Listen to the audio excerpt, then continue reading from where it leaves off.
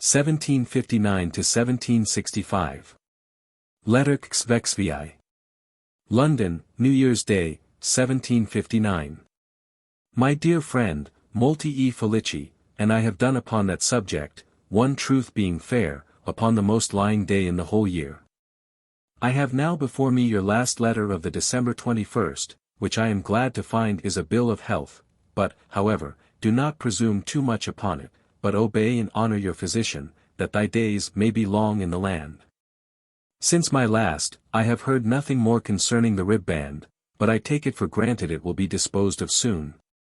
By the way, upon reflection, I am not sure that anybody but a knight can, according to form, be employed to make a knight.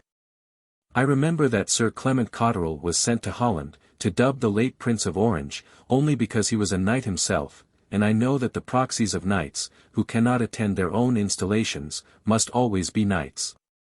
This did not occur to me before, and perhaps will not to the person who was to recommend you. I am sure I will not stir it, and I only mention it now, that you may be in all events prepared for the disappointment, if it should happen. G. is exceedingly flattered with your account, that 3,000 of his countrymen, all as little as himself, should be thought a sufficient guard upon 23,000 of all the nations in Europe. Not that he thinks himself, by any means, a little man, for when he would describe a tall handsome man, he raises himself up at least half an inch to represent him. The private news from Hamburg is, that His Majesty's resident there is woundily in love with Madame, if this be true, God send him, rather than her, a good delivery. She must be étrennie at this season, and therefore I think you should be so too, so draw upon me as soon as you please, for £100. Here is nothing new, except the unanimity with which the Parliament gives away a dozen of millions sterling, and the unanimity of the public is as great in approving of it, which has stifled the usual political and polemical argumentations. Cardinal Bernas's disgrace is as sudden, and hitherto as little understood, as his elevation was.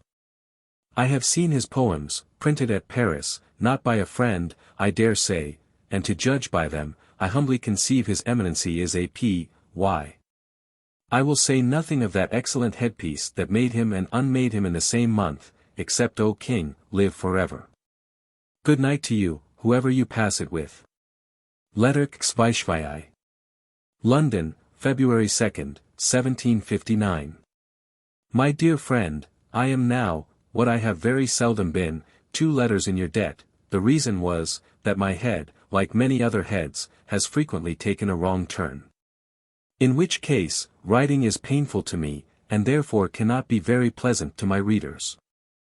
I wish you would, while you have so good an opportunity as you have at Hamburg, make yourself perfectly master of that dull but very useful knowledge, the course of exchange, and the causes of its almost perpetual variations. The value and relation of different coins, the specie, the banco, usances, agio, and 1,000 other particulars. You may with ease learn, and you will be very glad when you have learned them. For, in your business, that sort of knowledge will often prove necessary. I hear nothing more of Prince Ferdinand's garter, that he will have one is very certain, but when, I believe, is very uncertain. All the other postulants wanting to be dubbed at the same time, which cannot be, as there is not ribband enough for them. If the Russians move in time, and in earnest, there will be an end of our hopes and of our armies in Germany. 3 such millstones as Russia, France, and Austria, must, sooner or later, in the course of the year, grind his Prussian Majesty down to a mere Margrave of Brandenburg. But I have always some hopes of a change under a gunarchy, derived from the Greek word yuvn, a woman, and means female government, where whim and humor commonly prevail, reason very seldom, and then only by a lucky mistake. I expect the incomparable fair one of Hamburg, that prodigy of beauty, and paragon of good sense, who has enslaved your mind, and inflamed your heart. If she is as well étrennie as you say she shall, you will be soon out of her chains. For I have, by long experience, found women to be like Telephus' spear, if one end kills, the other cures. There never was so quiet, nor so silent a session of Parliament as the present. Mr. Pitt declares only what he would have them do, and they do it, nemine contradicent. Mr. Viner only expected. Duchess Hamilton is to be married, tomorrow, to Colonel Campbell, the son of General Campbell, who will some day or other be Duke of Argyll, and have the estate. She refused the Duke of B.R. for him. Here is a report, but I believe a very groundless one, that your old acquaintance, the fair Madam C.E., is run away from her husband, with a jeweller, that betrends her, and is come over here, but I dare say it is some mistake, or perhaps a lie. Adieu. God bless you. Letter 6. London, February 27, 1759. My dear friend, in your last letter, of the 7th, you accuse me, most unjustly, of being in arrears in my correspondence. Whereas, if our epistolary accounts were fairly liquidated, I believe you would be brought in considerably debtor. I do not see how any of my letters to you can miscarry, unless your office packet miscarries too, for I always send them to the office. Moreover, I might have a justifiable excuse for writing to you seldomer than usual, for to be sure there never was a period of time, in the middle of a winter, and the Parliament sitting, that supplied so little matter for a letter. Near 12 millions have been granted this year, not only nemine contradicent, but nemine quicquid dicenti. The proper officers bring in the estimates, it is taken for granted that they are necessary and frugal, the members go to dinner. And leave Mr. West and Mr. Martin to do the rest. I presume you have seen the little poem of the Country Lass, by Soame Jenyns, for it was in the Chronicle, as was also an answer to it, from the Monitor. They are neither of them bad performances, the first is the neatest, and the plan of the second has the most invention.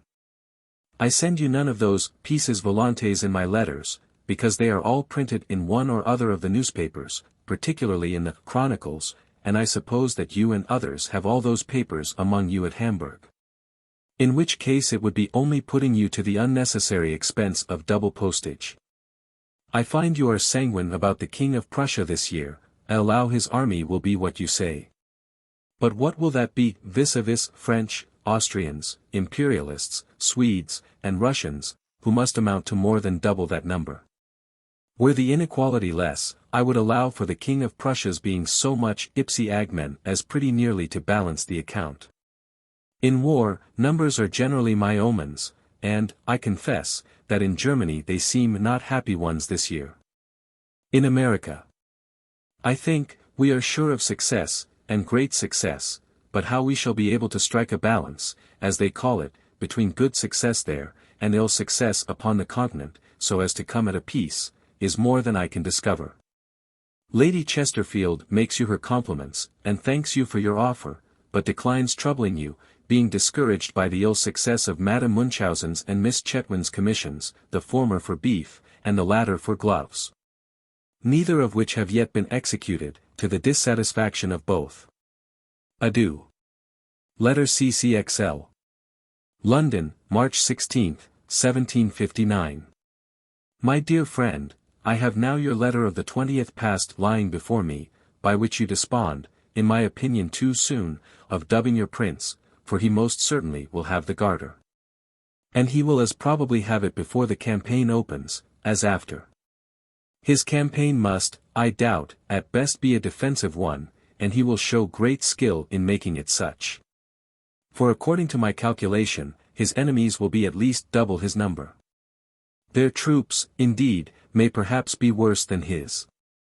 But then their number will make up that defect, as it will enable them to undertake different operations at the same time. I cannot think that the King of Denmark will take a part in the present war, which he cannot do without great possible danger. And he is well paid by France for his neutrality, is safe, let what will turn out, and, in the meantime, carries on his commerce with great advantage and security. So that consideration will not retard your visit to your own country, whenever you have leave to return, and that your own arrangements will allow you.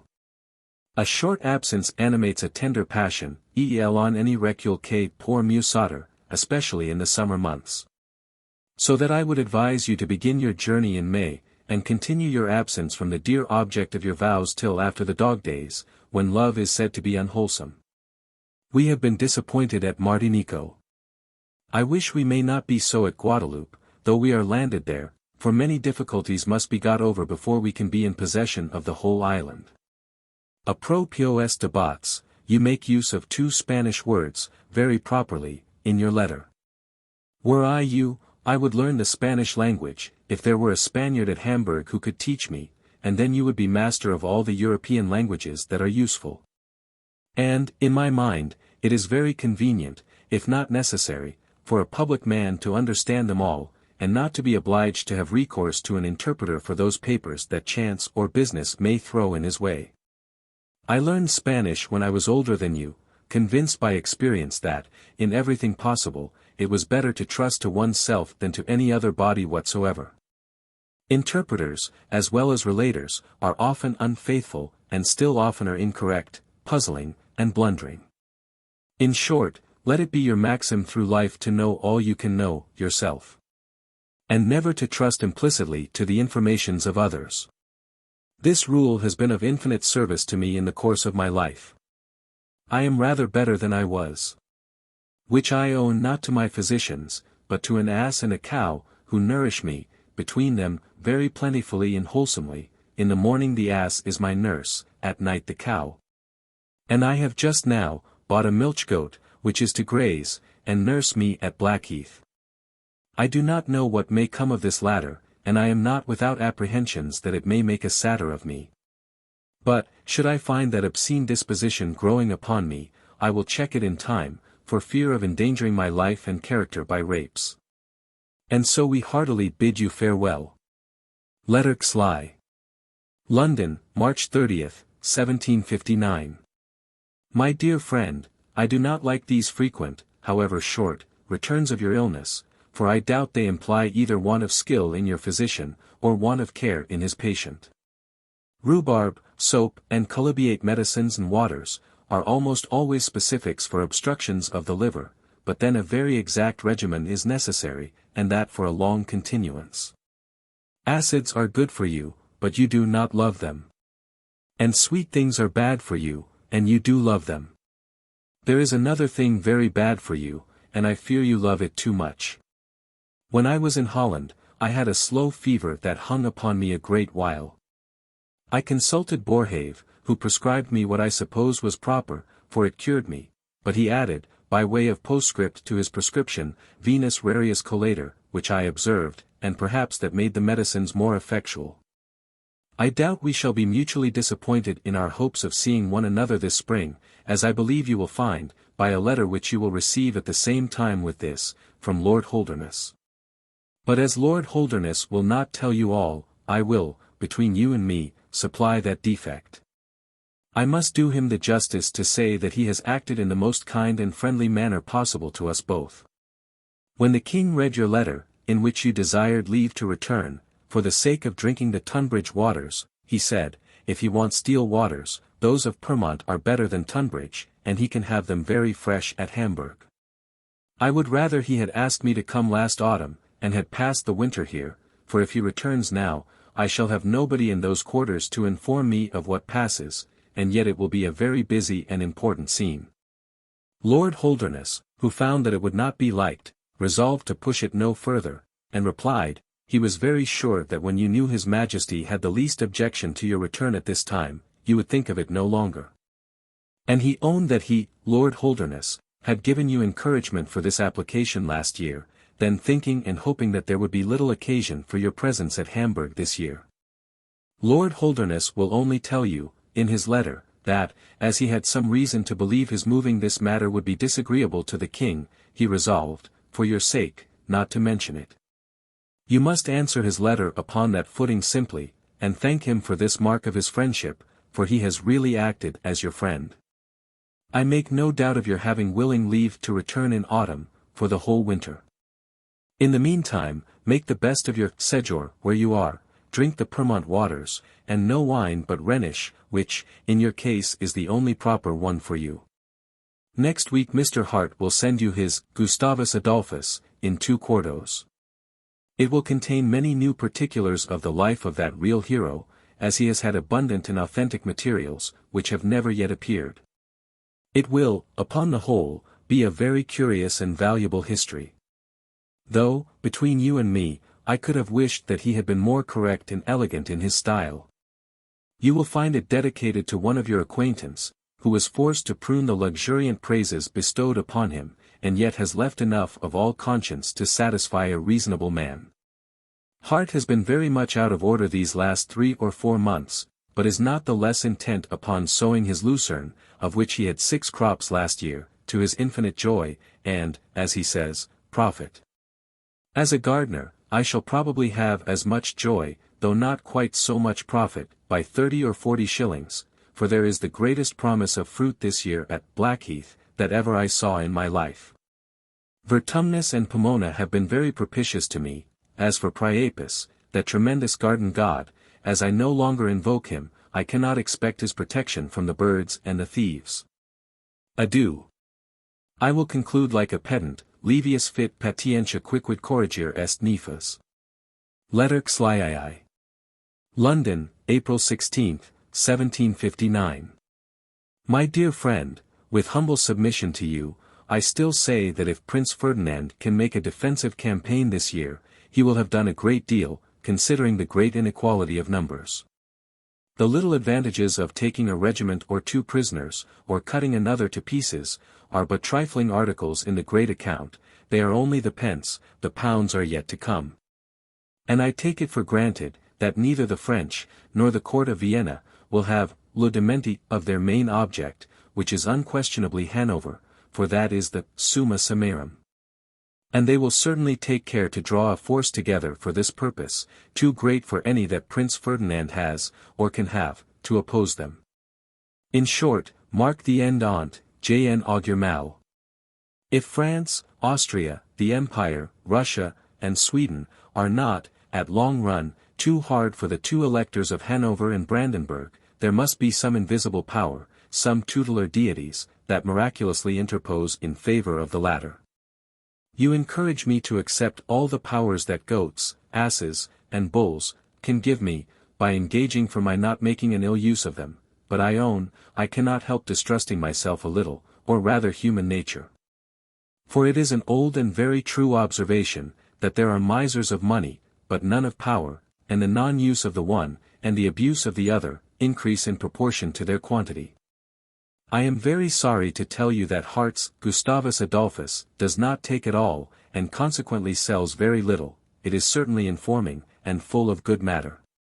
But it is as certain too, that the style is execrable, where the devil he picked it up, I cannot conceive, for it is a bad style, of a new and singular kind, it is full of Latinaisms, Gallicisms, Germanisms, and all isms but Anglicisms. In some places pompous, in others vulgar and low.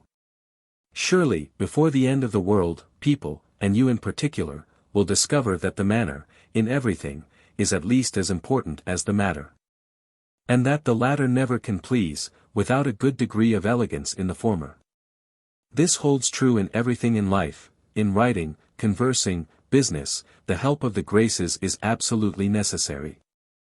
And whoever vainly thinks himself above them, will find he is mistaken when it will be too late to court them, for they will not come to strangers of an advanced age.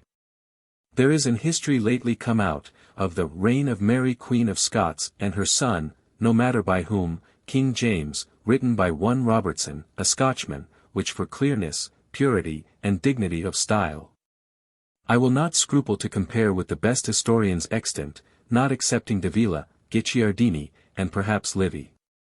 Its success has consequently been great, and a second edition is already published and bought up. I take it for granted, that it is to be had, or at least borrowed, at Hamburg, or I would send it to you. I hope you drink the Pyrmont waters every morning. The health of the mind depends so much upon the health of the body, that the latter deserves the utmost attention, independently of the senses. God send you a very great share of both. Adieu. Letter Xlii. London, April 27, 1759. My dear friend, I have received your 2 letters of the 10th and 13th, by the last mail. And I will begin my answer to them, by observing to you that a wise man, without being a Stoic, considers, in all misfortunes that befall him, their best as well as their worst side, and everything has a better and a worse side. I have strictly observed that rule for many years, and have found by experience that some comfort is to be extracted, under most moral ills, by considering them in every light, instead of dwelling, as people are too apt to do, upon the gloomy side of the object. Thank God, the disappointment that you so pathetically groan under, is not a calamity which admits of no consolation. Let us simplify it, and see what it amounts to. You are pleased with the expectation of coming here next month, to see those who would have been pleased with seeing you. That, from very natural causes, cannot be, and you must pass this summer at Hamburg, and next winter in England, instead of passing this summer in England, and next winter at Hamburg. Now, estimating things fairly, is not the change rather to your advantage? Is not the summer more eligible, both for health and pleasure, than the winter, in that northern frozen zone? And will not the winter in England supply you with more pleasures than the summer, in an empty capital, could have done? So far then it appears, that you are rather a gainer by your misfortune. The tour too, which you propose making to Lubeck, Altena, etc., will both amuse and inform you, for, at your age, one cannot see too many different places and people. Since at the age you are now of, I take it for granted that you will not see them superficially, as you did when you first went abroad. This whole matter then, summed up, amounts to no more than this, that you will be here next winter, instead of this summer. Do not think that all I have said is the consolation only of an old philosophical fellow, almost insensible of pleasure or pain, offered to a young fellow who has quick sensations of both. No, it is the rational philosophy taught me by experience and knowledge of the world, and which I have practiced above 30 years. I always made the best of the best, and never made bad worse by fretting. This enabled me to go through the various scenes of life in which I have been an actor, with more pleasure and less pain than most people. You will say, perhaps, one cannot change one's nature. And that if a person is born of a very sensible, gloomy temper, and apt to see things in the worst light, they cannot help it, nor new make themselves. I will admit it, to a certain degree, and but to a certain degree. For though we cannot totally change our nature, we may in a great measure correct it, by reflection and philosophy. And some philosophy is a very necessary companion in this world, where, even to the most fortunate, the chances are greatly against happiness. I am not old enough, nor tenacious enough, to pretend not to understand the main purport of your last letter, and to show you that I do, you may draw upon me for £200, which, I hope, will more than clear you. Good night. Aquam memento rebus in arduis servar mentem, be neither transported nor depressed by the accidents of life. Letterx live. Blackheath, May 16, 1759. My dear friend, your secretary's last letter of the 4th, which I received yesterday, has quieted my fears a good deal, but has not entirely dissipated them. Your fever still continues, he says, though in a less degree. Is it a continued fever, or an intermitting one? If the former, no wonder that you are weak, and that your head aches. If the latter, why has not the bark, in substance and large doses, been administered? For if it had, it must have stopped it by this time. Next post, I hope, will set me quite at ease.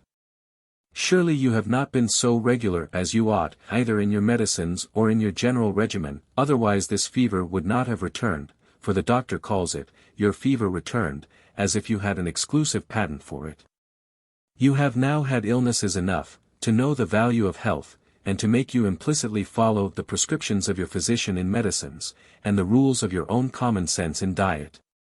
In which, I can assure you, from my own experience, that quantity is often worse than quality, and I would rather eat half a pound of bacon at a meal, than 2 pounds of any the most wholesome food.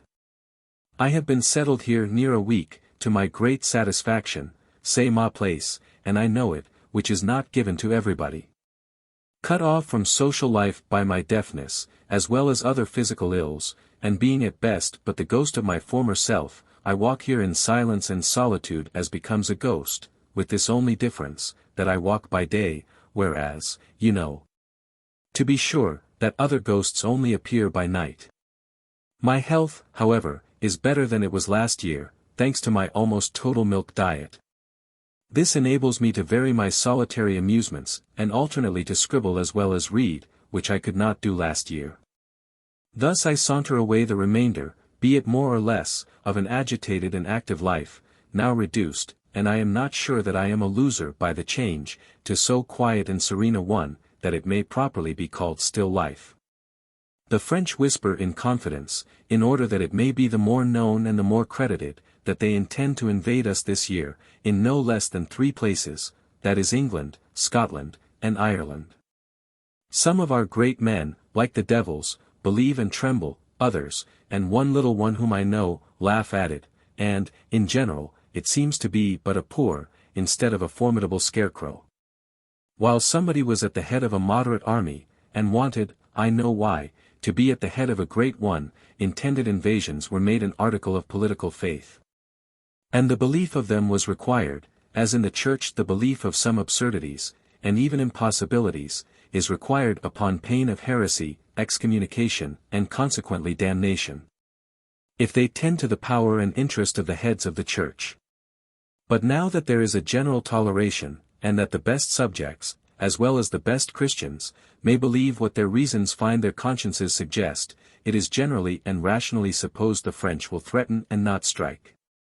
Since we are so well prepared, both by armies and fleets, to receive and, I may add, to destroy them. Adieu. God bless you. Letter CCXLV. Blackheath, June 15, 1759. My dear friend, your letter of the 5th, which I received yesterday, gave me great satisfaction, being all in your own hand. Though it contains great, and I fear just complaints of your ill state of health. You do very well to change the air, and I hope that change will do well by you. I would therefore have you write after the 20th of August, to Lord Holderness, to beg of him to obtain His Majesty's leave for you to return to England for 2 or 3 months, upon account of your health. 2 or 3 months is an indefinite time, which may afterward insensibly stretch to what length one pleases, leave that to me. In the meantime, you may be taking your measures with the best economy. The day before yesterday, an express arrived from Guadeloupe which brought an account of our being in possession of the whole island. And I make no manner of doubt but that, in about 2 months, we shall have as good news from Crown Point, Quebec, etc. Our affairs in Germany, I fear, will not be equally prosperous. For I have very little hopes for the King of Prussia or Prince Ferdinand. God bless you. Letter Xlvi. Blackheath, June 25, 1759. My dear friend, the 2 last mails have brought me no letter from you or your secretary. I will take this as a sign that you are better, but, however, if you thought that I cared to know, you should have cared to have written. Here the weather has been very fine for a fortnight together, a longer term than in this climate we are used to hold fine weather by. I hope it is so, too, at Hamburg, or at least at the villa to which you are gone. But pray do not let it be your villa viciosa, as those retirements are often called, and too often prove, though, by the way, the original name was Villa Vizcosa, and by wags miscalled Viciosa. I have a most gloomy prospect of affairs in Germany. The French are already in possession of Kassel, and of the learned part of Hanover, that is Göttingen. Where I presume they will not stop pour l'amour de belles lettres, but rather go on to the capital, and study them upon the coin. My old acquaintance, Monsieur Richelieu, made a great progress there in metallic learning and inscriptions. If Prince Ferdinand ventures a battle to prevent it, I dread the consequences, the odds are too great against him. The King of Prussia is still in a worse situation, for he has the Hydra to encounter. And though he may cut off a head or 2, there will still be enough left to devour him at last. I have, as you know, long foretold the now approaching catastrophe, but I was Cassandra. Our affairs in the New World have a much more pleasing aspect. Guadeloupe is a great acquisition, and Quebec, which I make no doubt of, will still be greater. But must all these advantages, purchased at the price of so much English blood and treasure, be at last sacrificed as a peace offering? God knows what consequences such a measure may produce. The germ of discontent is already great, upon the bare supposition of the case, but should it be realized, it will grow to a harvest of disaffection. You are now, to be sure, taking the previous and necessary measures for your return here in the autumn, and I think you may disband your whole family, excepting your secretary, your butler, who takes care of your plate, wine, etc. One or at most two maid-servants, and your valet de chamber and one footman, whom you will bring over with you. But give no mortal, either there or here, reason to think that you are not to return to Hamburg again. If you are asked about it, say, like Lockhart, that you are le serviteur de événements, for your present appointments will do you no hurt here, till you have some better destination. At that season of the year, I believe it will be better for you to come by sea than by land, but that you will be best able to judge of from the then circumstances of your part in the world. Your old friend Stevens is dead of the consumption that has long been undermining him. God bless you, and send you health. Another 2-year lapse in the letters. D.W. Letter Kexelvi. Bath, February 26, 1761. My dear friend, I am very glad to hear that your election is finally settled, and to say the truth, not sorry that Mr. has been compelled to do, de mauvaise grace, that which he might have done at first in a friendly and handsome manner. However, take no notice of what is past, and live with him as you used to do before, for, in the intercourse of the world, it is often necessary to seem ignorant of what one knows, and to have forgotten what one remembers. I have just now finished Coleman's play, and like it very well. It is well conducted, and the characters are well preserved. I own, I expected from the author more dialogue wit. But, as I know that he is a most scrupulous classic, I believe he did not dare to put in half so much wit as he could have done, because Terence had not a single grain, and it would have been crimen laesi antiquitatis. God bless you. Letter Kexelvi. Bath, November 21, 1761. My dear friend, I have this moment received your letter of the 19th. If I find any alterations by drinking these waters, now 6 days, it is rather for the better. But, in 6 days more, I think I shall find with more certainty what humor they are in with me. If kind, I will profit of, but not abuse their kindness. All things have their bounds, quos ultra citrave nequit consistere rectum. And I will endeavor to nick that point. The Queen's jointure is larger than, from some reasons, I expected it would be, though not greater than the very last precedent authorized. The case of the late Lord Wilmington was, I fancy, remembered. I have now good reason to believe that Spain will declare war to us, that is, that it will very soon, if it has not already, avowedly assist France, in case the war continues. This will be a great triumph to Mr. Pitt, and fully justify his plan of beginning with Spain first, and having the first blow, which is often half the battle. Here is a great deal of company, and what is commonly called good company, that is, great quality. I trouble them very little, except at the pump, where my business calls me, for what is company to a deaf man, or a deaf man to company? Lady Brown, whom I have seen, and who, by the way, has got the gout in her eye, inquired very tenderly after you. And so I elegantly rest, yours, till death. Letter Xlix. Bath, December 6, 1761. My dear friend, I have been in your debt some time, which, you know, I am not very apt to be, but it was really for want of specie to pay. The present state of my invention does not enable me to coin. And you would have had as little pleasure in reading, as I should have in writing Le Collionnerie of this place, besides, that I am very little mingled in them. I do not know whether I shall be able to follow your advice, and cut a winner. For, at present, I have neither won nor lost a single shilling. I will play on this week only, and if I have a good run, I will carry it off with me. If a bad one, the loss can hardly amount to anything considerable in 7 days, for I hope to see you in town tomorrow se'nnight. I had a dismal letter from Hart, last week. He tells me that he is at nurse with a sister in Berkshire. That he has got a confirmed jaundice, besides 20 other distempers. The true cause of these complaints I take to be the same that so greatly disordered, and had nearly destroyed the most august house of Austria, about 130 years ago, I mean Gustavus Adolphus. Who neither answered his expectations in point of profit nor reputation, and that merely by his own fault, in not writing it in the vulgar tongue, for as to facts I will maintain that it is one of the best histories extant. Au revoir, as Sir Fopling says, and God bless you. Letter CCL. Bath, November 2nd, 1762. My dear friend, I arrived here, as I proposed, last Sunday, but as ill as I feared I should be when I saw you. Head, stomach, and limbs, all out of order.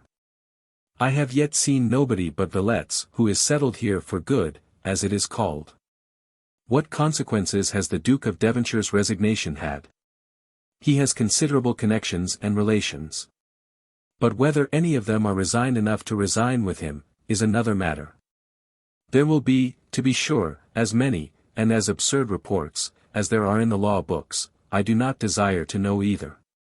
But inform me of what facts come to your knowledge, and of such reports only as you believe are grounded.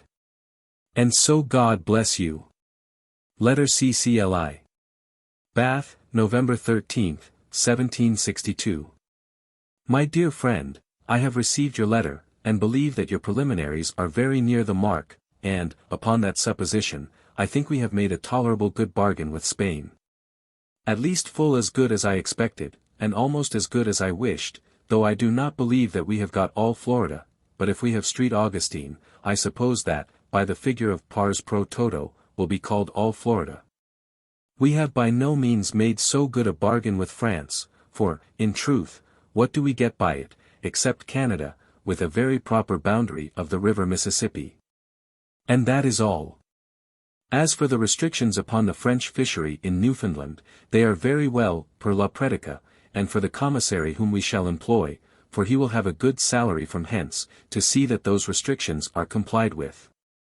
And the French will double that salary, that he may allow them all to be broken through.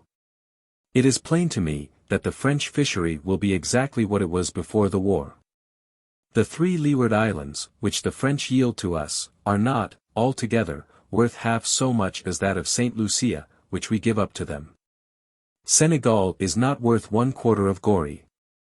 The restrictions of the French in the East Indies are as absurd and impracticable as those of Newfoundland, and you will live to see the French trade to the East Indies, just as they did before the war. But after all I have said, the articles are as good as I expected with France, when I considered that no one single person who carried on this negotiation on our parts was ever concerned or consulted in any negotiation before. Upon the whole, then, the acquisition of Canada has cost us 80 millions sterling. I am convinced we might have kept Guadeloupe, if our negotiators had known how to have gone about it. His most faithful Majesty of Portugal is the best off of anybody in this transaction, for he saves his kingdom by it, and has not laid out one moidore in defense of it. Spain, thank God, in some measure, pay les pots cassis, for, besides St. Augustine, Logwood, etc., it has lost at least 4 millions sterling, in money, ships, etc. Hart is here, who tells me he has been at this place these 3 years, excepting some few excursions to his sister. He looks ill, and laments that he has frequent fits of the yellow jaundice. He complains of his not having heard from you these 4 years. You should write to him. These waters have done me a great deal of good, though I drink but 2/3 of a pint in the whole day, which is less than the soberest of my countrymen drink of claret at every meal. I should naturally think, as you do, that this session will be a stormy one, that is, if Mr. Pitt takes an active part, but if he is pleased, as the ministers say, there is no other Aeolus to blow a storm. The Dukes of Cumberland, Newcastle, and Devonshire, have no better troops to attack with than the militia, but Pitt alone is ipsi agmen. God bless you. Letter Clyi. Bath, November 27th, 1762. My dear friend, I received your letter this morning, and return you the ball, à la volée. The King's speech is a very prudent one.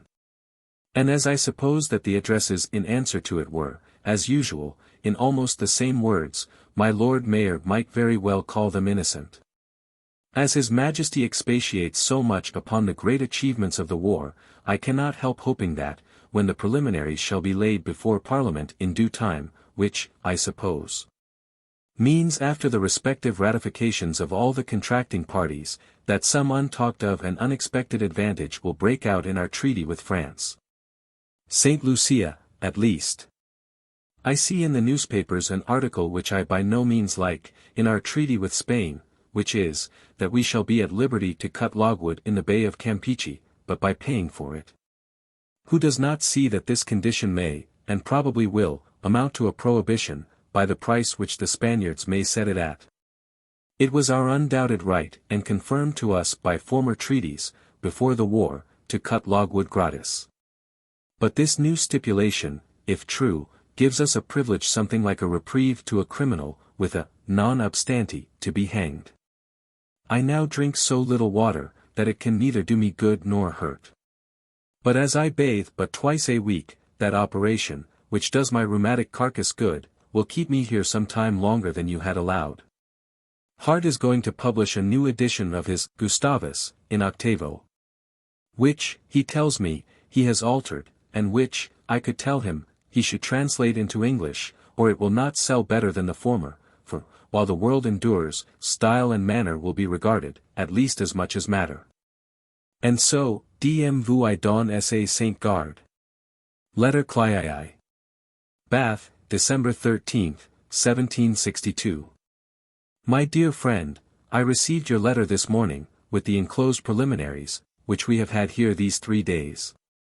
And I return them, since you intend to keep them, which is more than I believe the French will.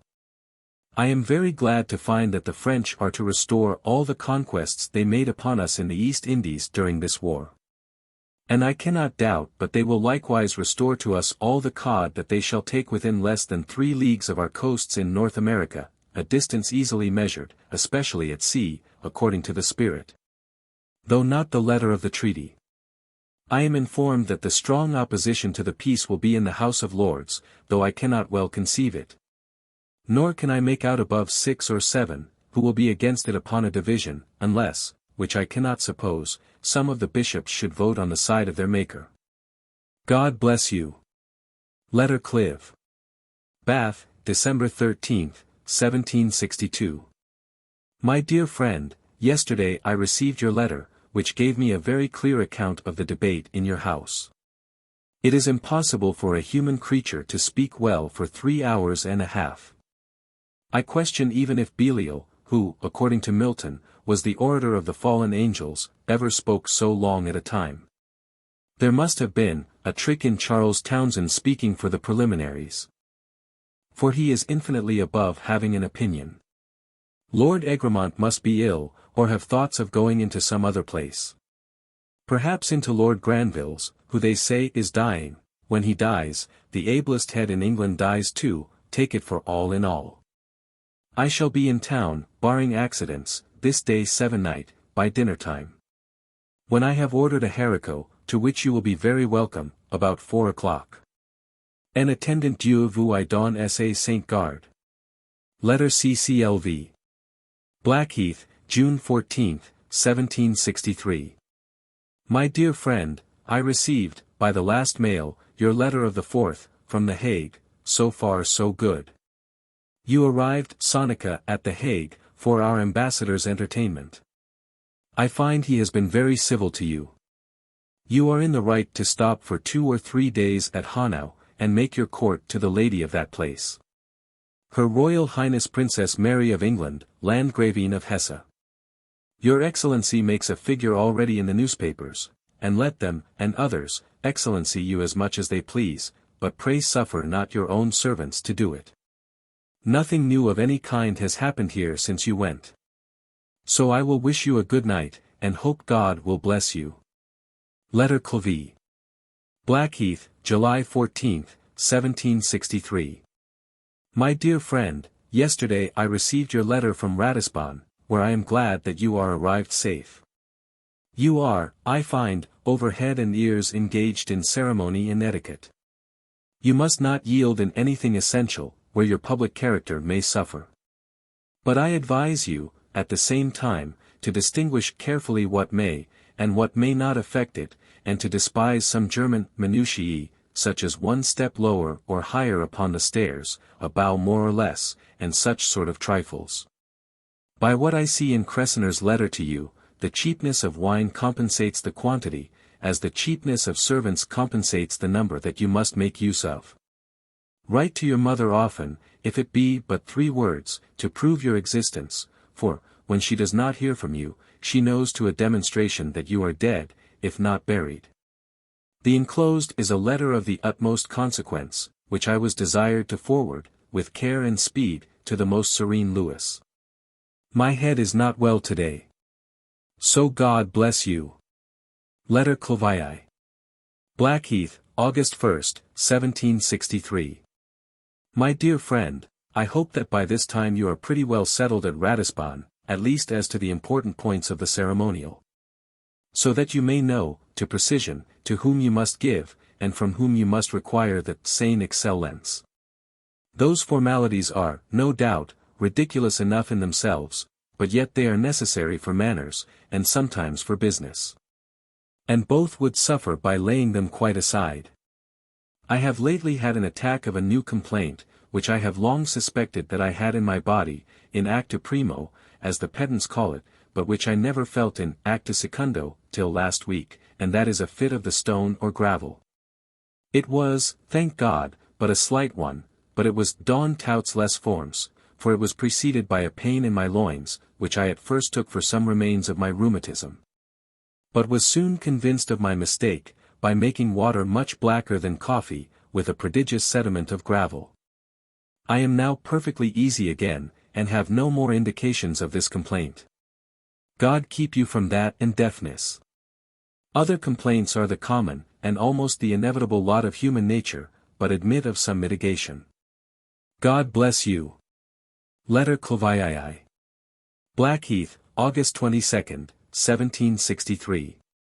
My dear friend, you will, by this post, hear from others that Lord Egremont died 2 days ago of an apoplexy, which, from his figure, and the constant plethora he lived in, was reasonably to be expected.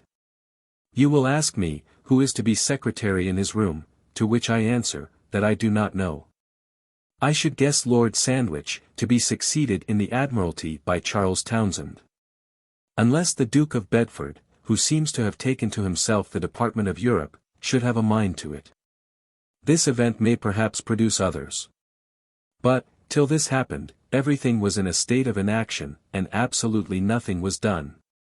Before the next session, this chaos must necessarily take some form, either by a new jumble of its own atoms, or by mixing them with the more efficient ones of the opposition. I see by the newspapers, as well as by your letter, that the difficulties still exist about your ceremonial at Ratisbon. Should they, from pride and folly, prove insuperable, and obstruct your real business, there is one expedient which may perhaps remove difficulties, and which I have often known practiced, but which I believe our people know here nothing of.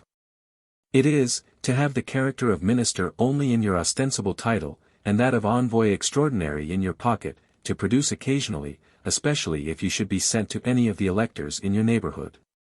Or else, in any transactions that you may have, in which your title of envoy extraordinary may create great difficulties, to have a reversal given you, declaring that the temporary suspension of that character. Any donera Paula moindra attint ni a vos droits, ni a vos pretensions. As for the rest, divert yourself as well as you can, and eat and drink as little as you can. And so God bless you. Letter Clicks. Blackheath, September 1st, 1763. My dear friend, great news. The King sent for Mr. Pitt last Saturday, and the conference lasted a full hour, on the Monday following another conference, which lasted much longer, and yesterday a third, longer than either. You take for granted, that the treaty was concluded and ratified. No such matter, for this last conference broke it entirely off, and Mr. Pitt and Lord Temple went yesterday evening to their respective country houses. Would you know what it broke off upon, you must ask the newsmongers, and the coffee houses. Who, I dare say, know it all very minutely, but I, who am not apt to know anything that I do not know, honestly and humbly confess, that I cannot tell you. Probably one party asked too much, and the other would grant too little. However, the king's dignity was not, in my mind, much consulted by their making him sole plenipotentiary of a treaty, which they were not in all events determined to conclude. It ought surely to have been begun by some inferior agent, and his majesty should only have appeared in rejecting or ratifying it. Louis XIV. Never sat down before a town in person, that was not sure to be taken. However, ce que est diffère n'est pas perdu. For this matter must be taken up again, and concluded before the meeting of the Parliament, and probably upon more disadvantageous terms to the present ministers, who have tacitly admitted, by this negotiation, what their enemies have loudly proclaimed, that they are not able to carry on affairs. So much, de re politica. I have at last done the best office that can be done to most married people, that is, I have fixed the separation between my brother and his wife, and the definitive treaty of peace will be proclaimed in about a fortnight. For the only solid and lasting peace, between a man and his wife, is, doubtless, a separation. God bless you. Letter CCLX. Blackheath, September 30th, 1763. My dear friend, you will have known, long before this, from the office, that the departments are not cast as you wished. For Lord Halifax, as senior, had of course his choice, and chose the southern, upon account of the colonies. The ministry, such as it is now settled en attendant mieux, but, in my opinion cannot, as they are, meet the Parliament. The only, and all the efficient people they have, are in the House of Lords, for since Mr. Pitt has firmly engaged Charles Townshend to him, there is not a man of the court side, in the House of Commons, who has either abilities or words enough to call a coach. Lord B. is certainly playing un decis de cartes, and I suspect that it is with Mr. Pitt, but what that decis is, I do not know, though all the coffeehouses do most exactly. The present inaction, I believe, gives you leisure enough for ennui, but it gives you time enough too for better things, I mean reading useful books, and, what is still more useful, conversing with yourself some part of every day. Lord Shaftesbury recommends self-conversation to all authors, and I would recommend it to all men, they would be the better for it. Some people have not time, and fewer have inclination, to enter into that conversation. Nay, very many dread it, and fly to the most trifling dissipations, in order to avoid it. But, if a man would allot half an hour every night for this self-conversation, and recapitulate with himself whatever he has done, right or wrong, in the course of the day, he would be both the better and the wiser for it. My deafness gives me more than a sufficient time for self-conversation, and I have found great advantages from it. My brother and Lady Stanhope are at last finally parted. I was the negotiator between them, and had so much trouble in it, that I would much rather negotiate the most difficult point of the Jus Publicum Sacri Romani Imperii with the whole Diet of Ratisbon, than negotiate any point with any woman. If my brother had had some of those self-conversations, which I recommend, he would not, I believe, at past 60, with a crazy, battered constitution, and deaf into the bargain, have married a young girl, just turned of 20, full of health, and consequently of desires. But who takes warning by the fate of others? This, perhaps, proceeds from a negligence of self-conversation. God bless you. Letter Cooksey. Blackheath, October 17, 1763. My dear friend, the last mail brought me your letter of the 2d instant, as the former had brought me that of the 25th past. I did suppose that you would be sent over, for the first day of the session. As I never knew a stricter muster, and no furloughs allowed. I am very sorry for it, for the reasons you hint at, but, however, you did very prudently, in doing, de bonne grâce, what you could not help doing. And let that be your rule in every thing for the rest of your life. Avoid disagreeable things as much as by dexterity you can, but when they are unavoidable, do them with seeming willingness and alacrity. Though this journey is ill-timed for you in many respects, yet, in point of finances, you will be a gainer by it upon the whole. For, depend upon it, they will keep you here till the very last day of the session, and I suppose you have sold your horses, and dismissed some of your servants. Though they seem to apprehend the first day of the session so much, in my opinion their danger will be much greater in the course of it. When you are at Paris, you will of course wait upon Lord Hertford, and desire him to present you to the king. At the same time make my compliments to him, and thank him for the very obliging message he left at my house in town, and tell him, that, had I received it in time from thence, I would have come to town on purpose to have returned it in person. If there are any new little books at Paris, pray bring them me. I have already Voltaire's Zéli's Dans le Bain, his Droit du Seigneur, and Olympie. Do not forget to call once at Madame Montconseil's, and as often as you please at Madame Dupin's. Au revoir. Letter Cooksey. Bath, November 24, 1763. My dear friend, I arrived here, as you suppose in your letter, last Sunday. But after the worst day's journey I ever had in my life, it snowed and froze that whole morning, and in the evening it rained and thawed, which made the road so slippery, that I was 6 hours coming post from the Devizes, which is but 18 miles from hence. So that, but for the name of coming post, I might as well have walked on foot. I have not yet quite got over my last violent attack, and am weak and flimsy. I have now drank the waters but 3 days. So that, without a miracle, I cannot yet expect much alteration, and I do not in the least expect a miracle. If they proved les os de Juvence to me, that would be a miracle indeed.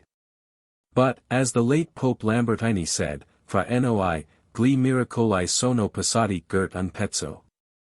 I have seen Hart, who inquired much after you. He is dejected and dispirited, and thinks himself much worse than he is, though he has really a tendency to the jaundice. I have yet seen nobody else, nor do I know who here is to be seen. For I have not yet exhibited myself to public view, except at the pump, which, at the time I go to it, is the most private place in Bath. After all the fears and hopes, occasioned severally by the meeting of the Parliament, in my opinion, it will prove a very easy session.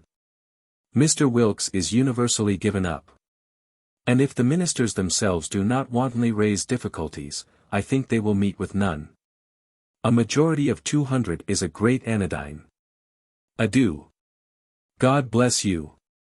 Letter Cooksey. Bath, December 3, 1763. My dear friend, last post brought me your letter of the 29th past. I suppose C.T. let off his speech upon the princess's portion, chiefly to show that he was of the opposition. For otherwise, the point was not debatable, unless as to the quantum, against which something might be said, for the late Princess of Orange, who was the eldest daughter of a king, had no more, and her 2 sisters but half, if I am not mistaken. It is a great mercy that Mr. Wilkes, the intrepid defender of our rights and liberties, is out of danger, and may live to fight and write again in support of them. And it is no less a mercy, that God hath raised up the Earl of S., to vindicate and promote true religion and morality. These 2 blessings will justly make an epoch in the annals of this country. I have delivered your message to Hart, who waits with impatience for your letter. He is very happy now in having free access to all Lord Craven's papers, which, he says, give him great lights into the bellum tricenal. The old Lord Craven having been the professed and valorous knight-errant, and perhaps something more, to the Queen of Bohemia. At least, like Sir Peter Pride, he had the honor of spending great part of his estate in her royal cause.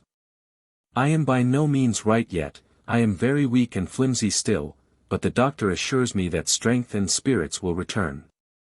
If they do, lucro apponam, I will make the best of them, if they do not, I will not make their want still worse by grieving and regretting them. I have lived long enough, and observed enough, to estimate most things at their intrinsic, and not their imaginary value, and, at 70, I find nothing much worth either desiring or fearing. But these reflections, which suit with 70, would be greatly premature at 32. So make the best of your time, enjoy the present hour, but mimur ultimi. God bless you. Letter Coquelev. Bath, December 18, 1763. My dear friend, I received your letter this morning, in which you reproach me with not having written to you this week.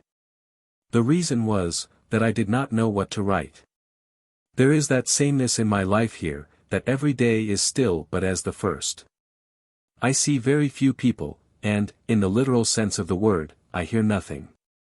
Mr. L. and Mr. C. I hold to be two very ingenious men.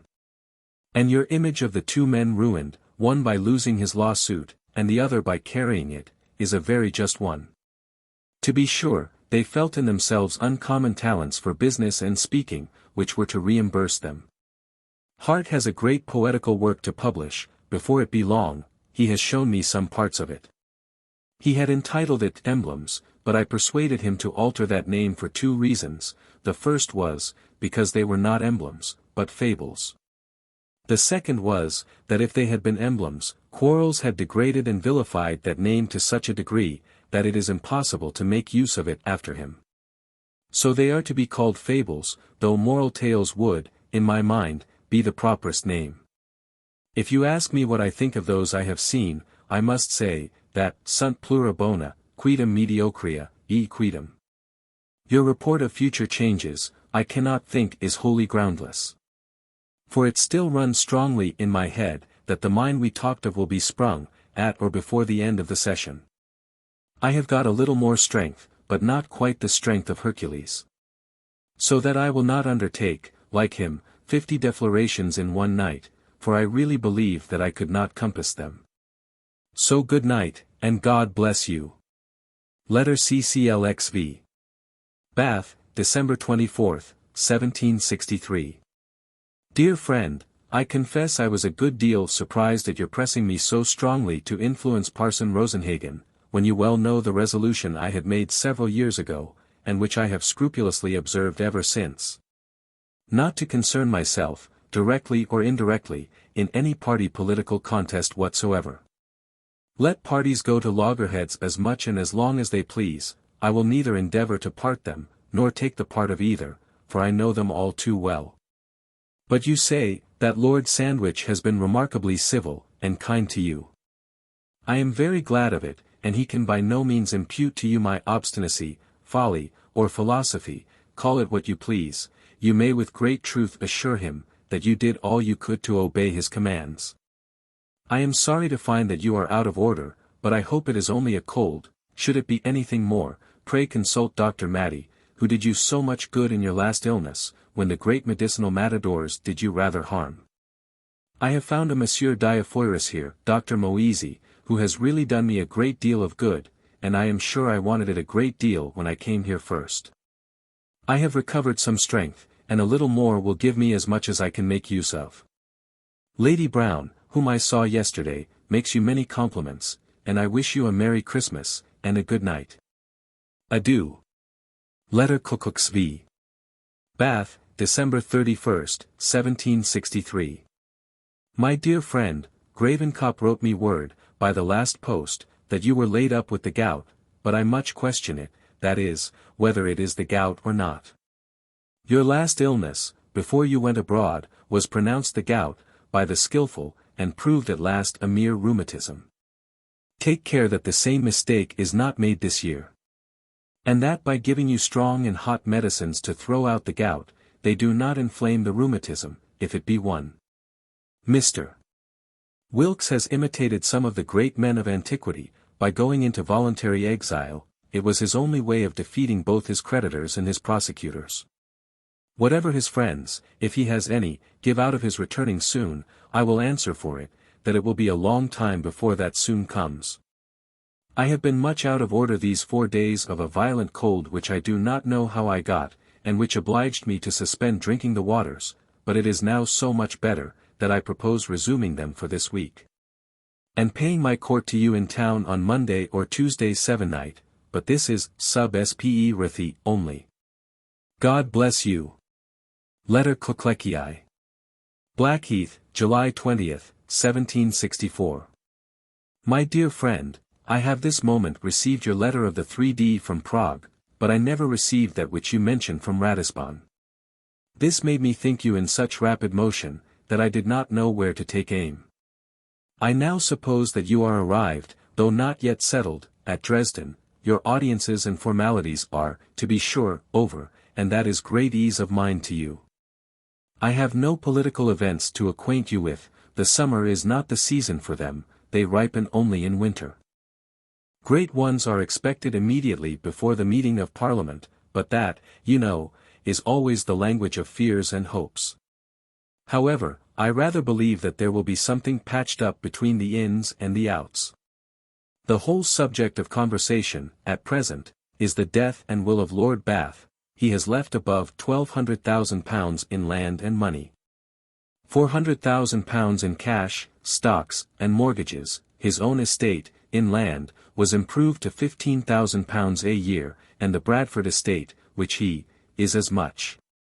Both which, at only 25 years' purchase, amount to £800,000, and all this he has left to his brother, General Pulteney, and in his own disposal, though he never loved him. The legacies he has left are trifling. For, in truth, he cared for nobody, the words give and bequeath were too shocking for him to repeat, and so he left all in one word to his brother. The public, which was long the dupe of his simulation and dissimulation, begins to explain upon him. And draws such a picture of him as I gave you long ago. Your late secretary has been with me 3 or 4 times, he wants something or another, and it seems all one to him what, whether civil or military, in plain English, he wants bread. He has knocked at the doors of some of the ministers, but to no purpose. I wish with all my heart that I could help him. I told him fairly that I could not, but advised him to find some channel to Lord B. which, though a Scotchman, he told me he could not. He brought a packet of letters from the office to you, which I made him seal up, and keep it for you, as I suppose it makes up the series of your Ratisbon letters. As for me, I am just what I was when you left me, that is, nobody. Old age steals upon me insensibly. I grow weak and decrepit, but do not suffer, and so I am content. Forbes brought me 4 books of yours, 2 of which were Bielefeldt's letters, in which, to my knowledge, there are many notorious lies. Make my compliments to Count Einsiedel, whom I love and honor much, and so good night to Seine Excellence. Now our correspondence may be more regular, and I expect a letter from you every fortnight. I will be regular on my part, but write oftener to your mother, if it be but 3 lines. Letter Kuckucksvii. Blackheath, July 27, 1764. My dear friend, I received, 2 days ago, your letter of the 11th from Dresden, where I am very glad that, you are safely arrived at last. The prices of the necessaries of life are monstrous there. And I do not conceive how the poor natives subsist at all, after having been so long and so often plundered by their own as well as by other sovereigns. As for procuring you either the title or the appointments of plenipotentiary, I could as soon procure them from the Turkish as from the English ministry, and, in truth, I believe they have it not to give. Now to come to your civil list, if one may compare small things with great, I think I have found out a better refreshment for it than you propose, for tomorrow I shall send to your cashier, Mr. Larpent, £500 at once, for your use, which, I presume, is better than by quarterly payments, and I am very apt to think that next Midsummer Day, he will have the same sum, and for the same use, consigned to him. It is reported here, and I believe not without some foundation, that the Queen of Hungary has acceded to the family compact between France and Spain. If so, I am sure it behooves us to form in time a counter-alliance, of at least equal strength. Which I could easily point out, but which, I fear, is not thought of here. The rage of marrying is very prevalent, so that there will be probably a great crop of cuckolds next winter, who are at present only coccus and herbs. It will contribute to population, and so far must be allowed to be a public benefit. Lord G, Mr. B, and Mr. D, are, in this respect, very meritorious, for they have all married handsome women, without 1 shilling fortune. Lord must indeed take some pains to arrive at that dignity, but I dare say he will bring it about, by the help of some young Scotch or Irish officer. Good night, and God bless you. Letter Cook 6. Blackheath, September 3, 1764. Dear friend, I have received your letter of the 13th past. I see that your complete arrangement approaches, and you need not be in a hurry to give entertainments, since so few others do. Count Fleming is the man in the world the best calculated to retrieve the Saxon finances, which have been all this century squandered and lavished with the most absurd profusion. He has certainly abilities, and I believe integrity. I dare answer for him, that the gentleness and flexibility of his temper will not prevail with him to yield to the importunities of craving and petulant applications. I see in him another Sully. And therefore I wish he were at the head of our finances. France and Spain both insult us, and we take it too tamely, for this is, in my opinion, the time for us to talk high to them. France, I am persuaded, will not quarrel with us till it has got a navy at least equal to ours, which cannot be these 3 or 4 years at soonest, and then, indeed, I believe we shall hear of something or other. Therefore, this is the moment for us to speak loud, and we shall be feared, if we do not show that we fear.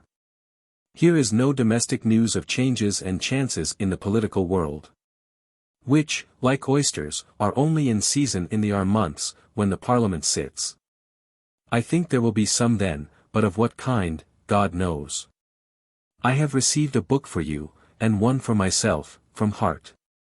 It is upon agriculture, and will surprise you, as I confess it did me.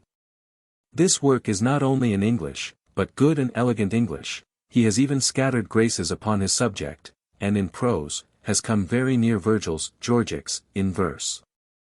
I have written to him, to congratulate his happy transformation. As soon as I can find an opportunity, I will send you your copy. You, though no Agricola, will read it with pleasure. I know Mackenzie, whom you mention. Say Delhi, said Cave. Make mine and Lady Chesterfield's compliments to Comtesse Fleming, and so, Dieu vous insa Saint Garde. Letter CCLXX. Blackheath, September 14, 1764. My dear friend, yesterday I received your letter of the 30th past, by which I find that you had not then got mine, which I sent you the day after I had received your former. You have had no great loss of it, for, as I told you in my last, this inactive season of the year supplies no materials for a letter. The winter may, and probably will, produce an abundant crop, but of what grain I neither know, guess, nor care. I take it for granted, that Lord B. Sir Nadra encore, but by the assistance of what bladders or cork waistcoats God only knows. The death of poor Mr. Legge, the epileptic fits of the Duke of Devonshire, for which he is gone to Aix-la-Chapelle, and the advanced age of the Duke of Newcastle, seem to facilitate an accommodation, if Mr. Pitt and Lord Bute are inclined to it. You ask me what I think of the death of poor Ewan, and of the person who ordered it. You may remember that I often said, she would murder or marry him, or probably both. She has chosen the safest alternative, and has now completed her character of femme forte, above scruples and hesitation. If Machiavel were alive, she would probably be his heroine, as Caesar Borgia was his hero. Women are all so far Machiavellians, that they are never either good or bad by halves. Their passions are too strong, and their reason too weak, to do anything with moderation. She will, perhaps, meet, before it is long, with some Scythian as free from prejudices as herself. If there is one Oliver Cromwell in the 3 regiments of guards, he will probably, for the sake of his dear country, depose and murder her. For that is one and the same thing in Russia. You seem now to have settled, and bien nippy at Dresden. For sedentary footmen, and one running one, font equipage lest. The German ones will give you, Saint Excellence. And the French ones, if you have any, Monseigneur. My own health varies, as usual, but never deviates into good. God bless you, and send you better. Letter Cooksey. Blackheath, October 4, 1764. My dear friend, I have now your last letter, of the 16th past, lying before me, and I gave your enclosed to Grevenkop, which has put him into a violent bustle to execute your commissions, as well and as cheap as possible. I refer him to his own letter.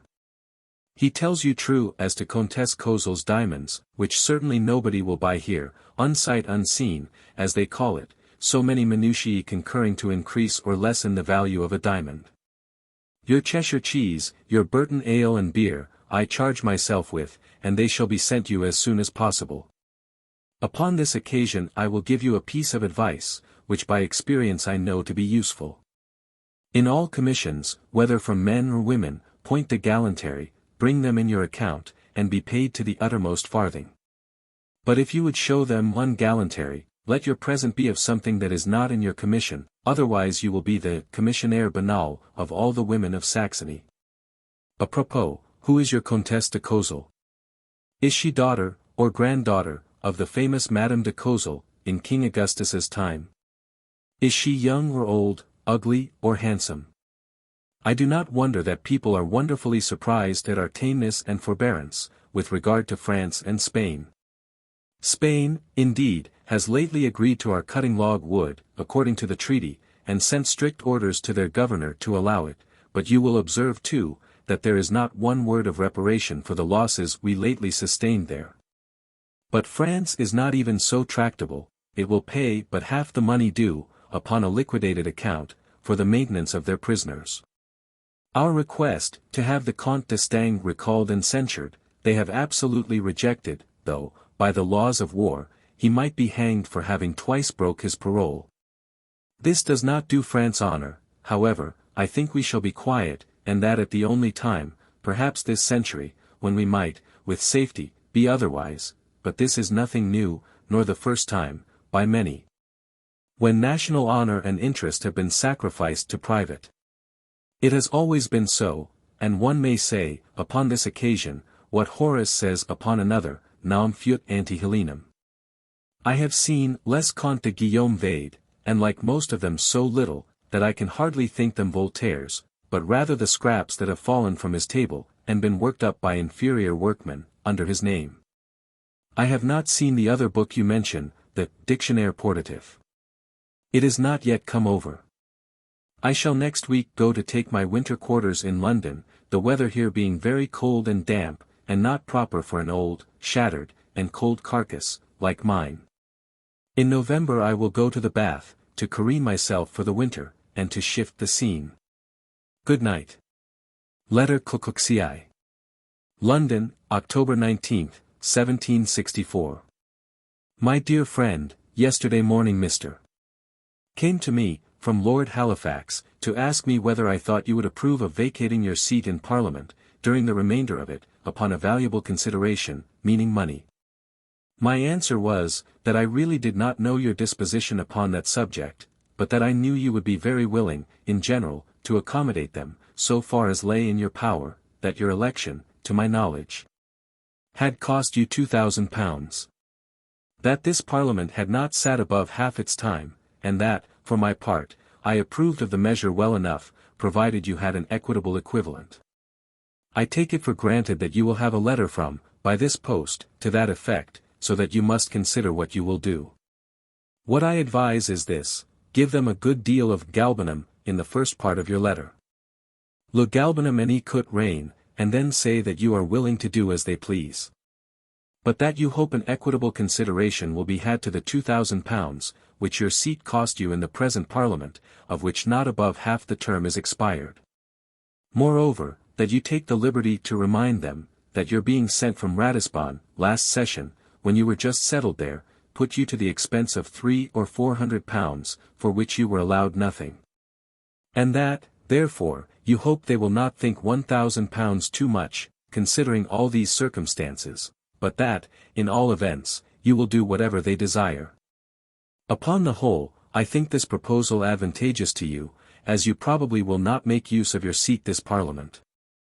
And, further, as it will secure you from another unpaid journey from Dresden, in case they meet, or fear to meet, with difficulties in any ensuing session of the present Parliament. Whatever one must do, one should do de bonne grâce. Dixie. God bless you.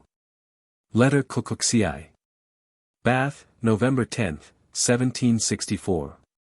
My dear friend, I am much concerned at the account you gave me of yourself, in your last letter.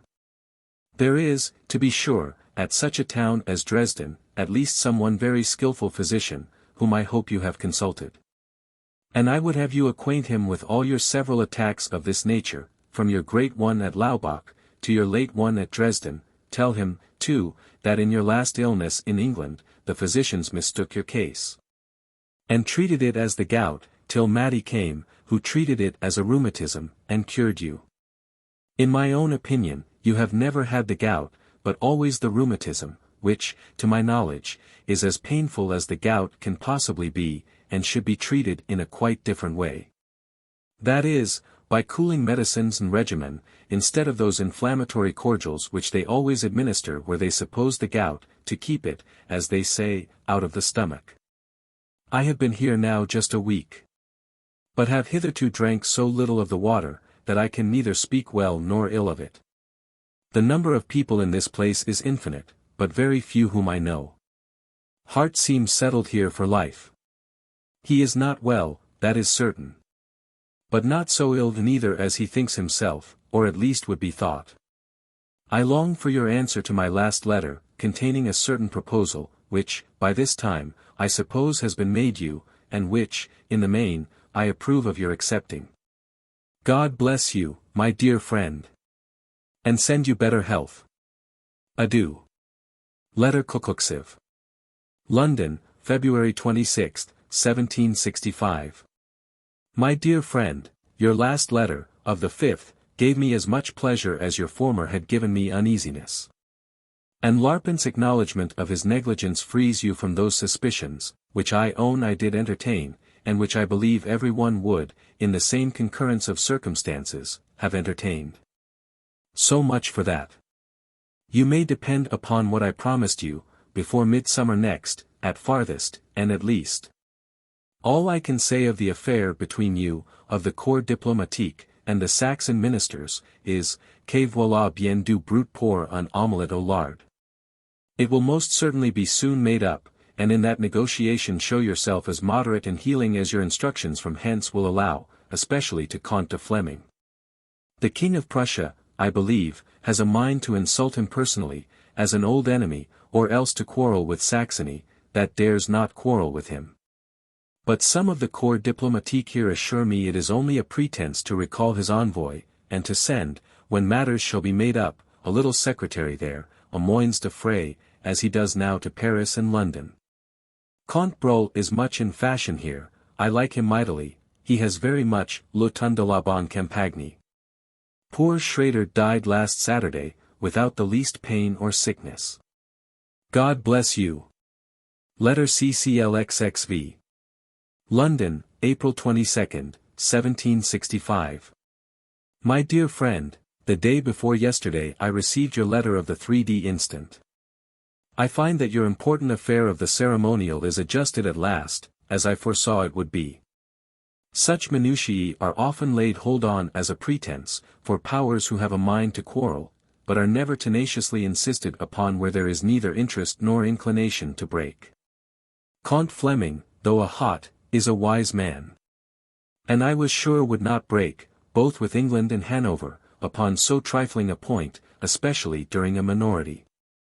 Apropos of a minority.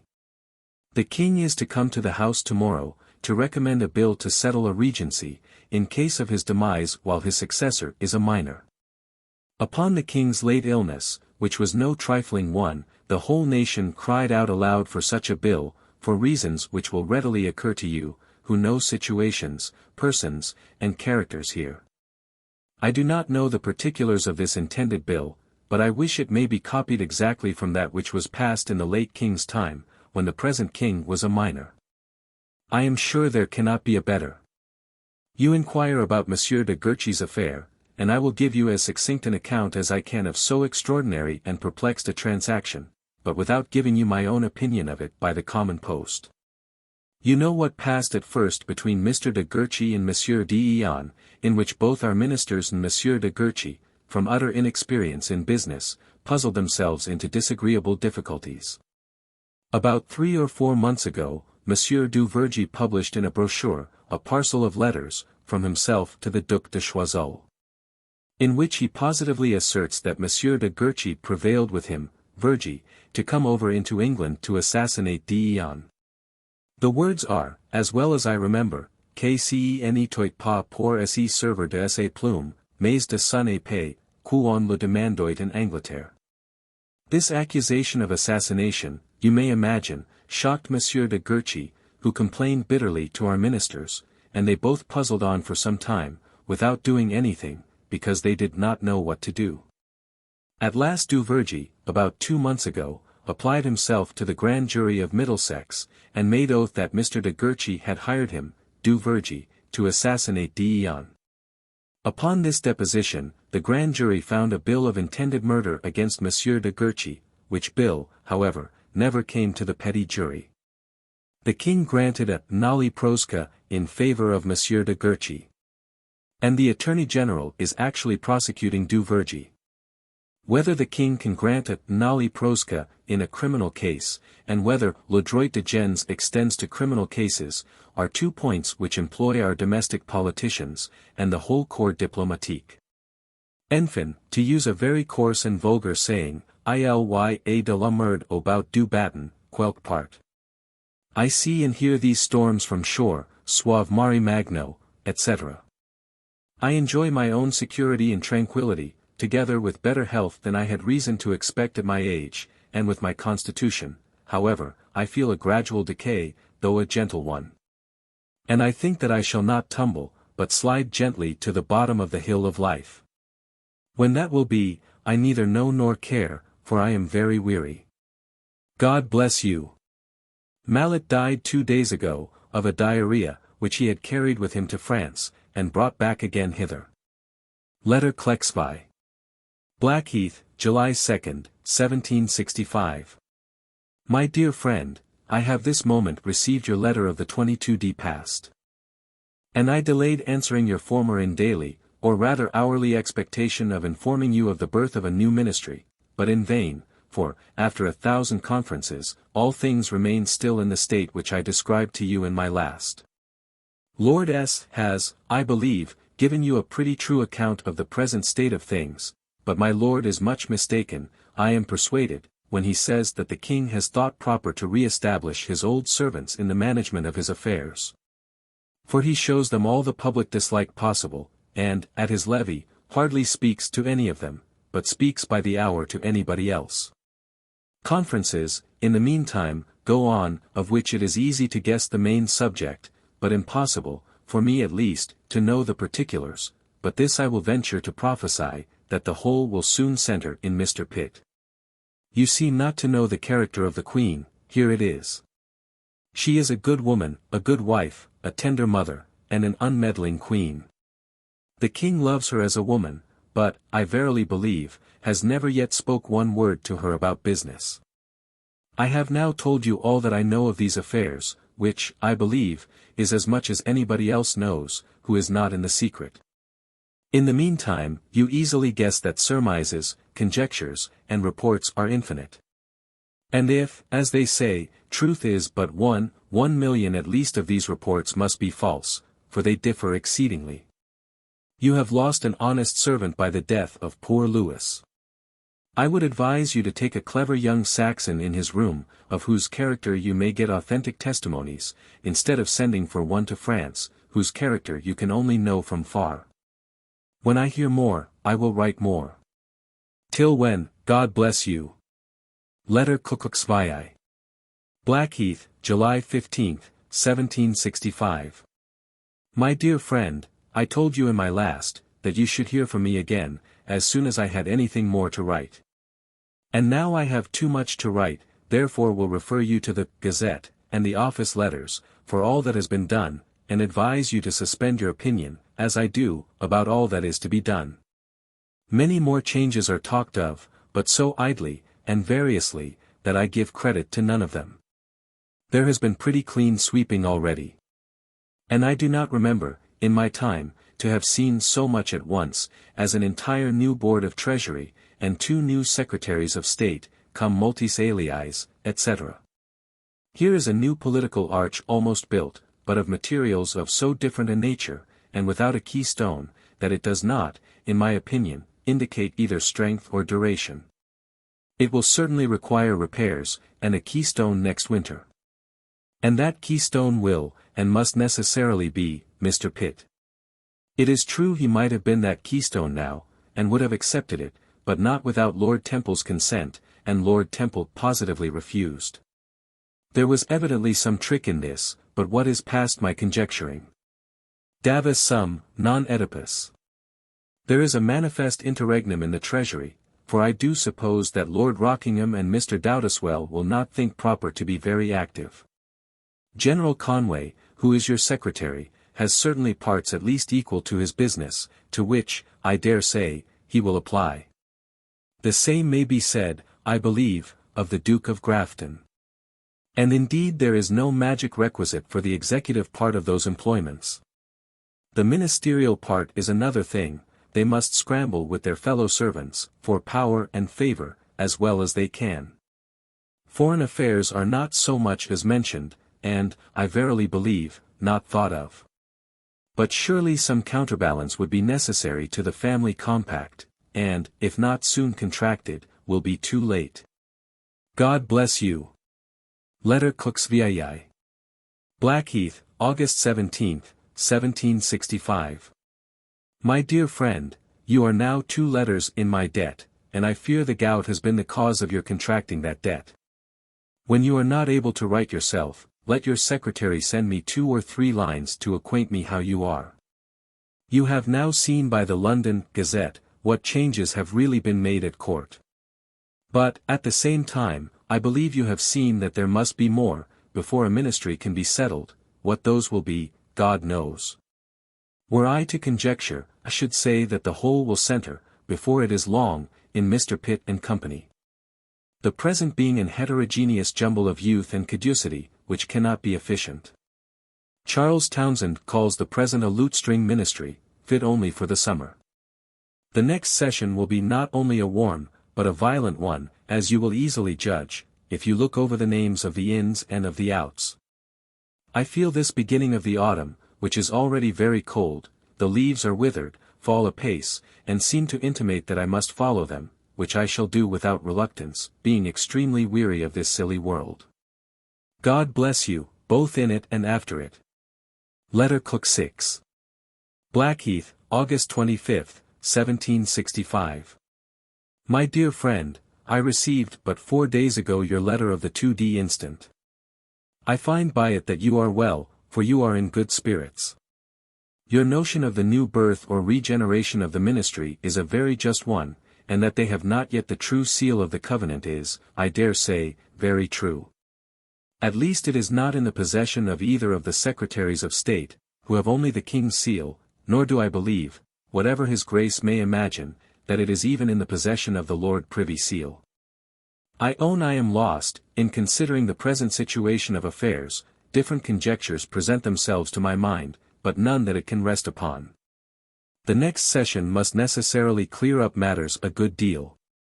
For I believe it will be the warmest and most acrimonious one that has been known, since that of the excise. The late ministry, the present opposition, are determined to attack Lord B, publicly in Parliament, and reduce the late opposition, the present ministry, to protect him publicly, in consequence of their supposed treaty with him.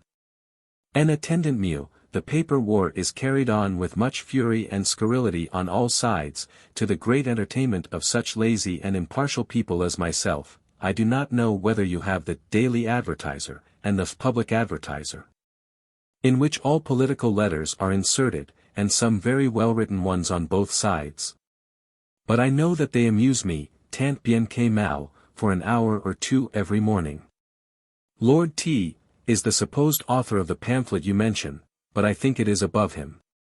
Perhaps his brother C. T, who is by no means satisfied with the present arrangement, may have assisted him privately. As to this latter, there was a good ridiculous paragraph in the newspapers 2 or 3 days ago. We hear that the Right Honourable Mr. C. T is indisposed at his house in Oxfordshire, of a pain in his side, but it is not said in which side. I do not find that the Duke of York has yet visited you. If he should, it may be expensive, mais on trouvera moyen. As for the lady, if you should be very sharp set for some English flesh, she has it amply in her power to supply you if she pleases. Pray tell me in your next, what you think of, and how you like, Prince Henry of Prussia. God bless you. Letter CCLXXX. My dear friend, your great character of Prince Henry, which I take to be a very just one, lowers the King of Prussia's a great deal, and probably that is the cause of their being so ill together. But the King of Prussia, with his good parts, should reflect upon that trite and true maxim, que invidet minor, or Mr. de la Rochefoucauld's, que l'envie est la plus basse de toutes les passions, puisque on ne vaut bien de crimes, mais que personne ne vaut l'envie. I thank God, I never was sensible of that dark and vile passion, except that formerly I have sometimes envied a successful rival with a fine woman. But now that cause is ceased, and consequently the effects. What shall I, or rather what can I tell you of the political world here? The late ministers accuse the present with having done nothing, the present accuse the late ones with having done much worse than nothing. Their writers abuse one another most scurrilously, but sometimes with wit. I look upon this to be peloter and attendant party, till battle begins in street, Stephen's Chapel. How that will end, I protest I cannot conjecture. Any farther than this, that if Mr. Pitt does not come into the assistance of the present ministers, they will have much to do to stand their ground. C.T. will play booty, and who else have they? Nobody but C. who has only good sense, but not the necessary talents nor experience, aer sir viros martemque accendir cantu. I never remember, in all my time, to have seen so problematical a state of affairs, and a man would be much puzzled which side to bet on. Your guest, Miss C. is another problem which I cannot solve. She no more wanted the waters of Carlsbad than you did. Is it to show the Duke of Kingston that he cannot live without her? A dangerous experiment. Which may possibly convince him that he can. There is a trick no doubt in it.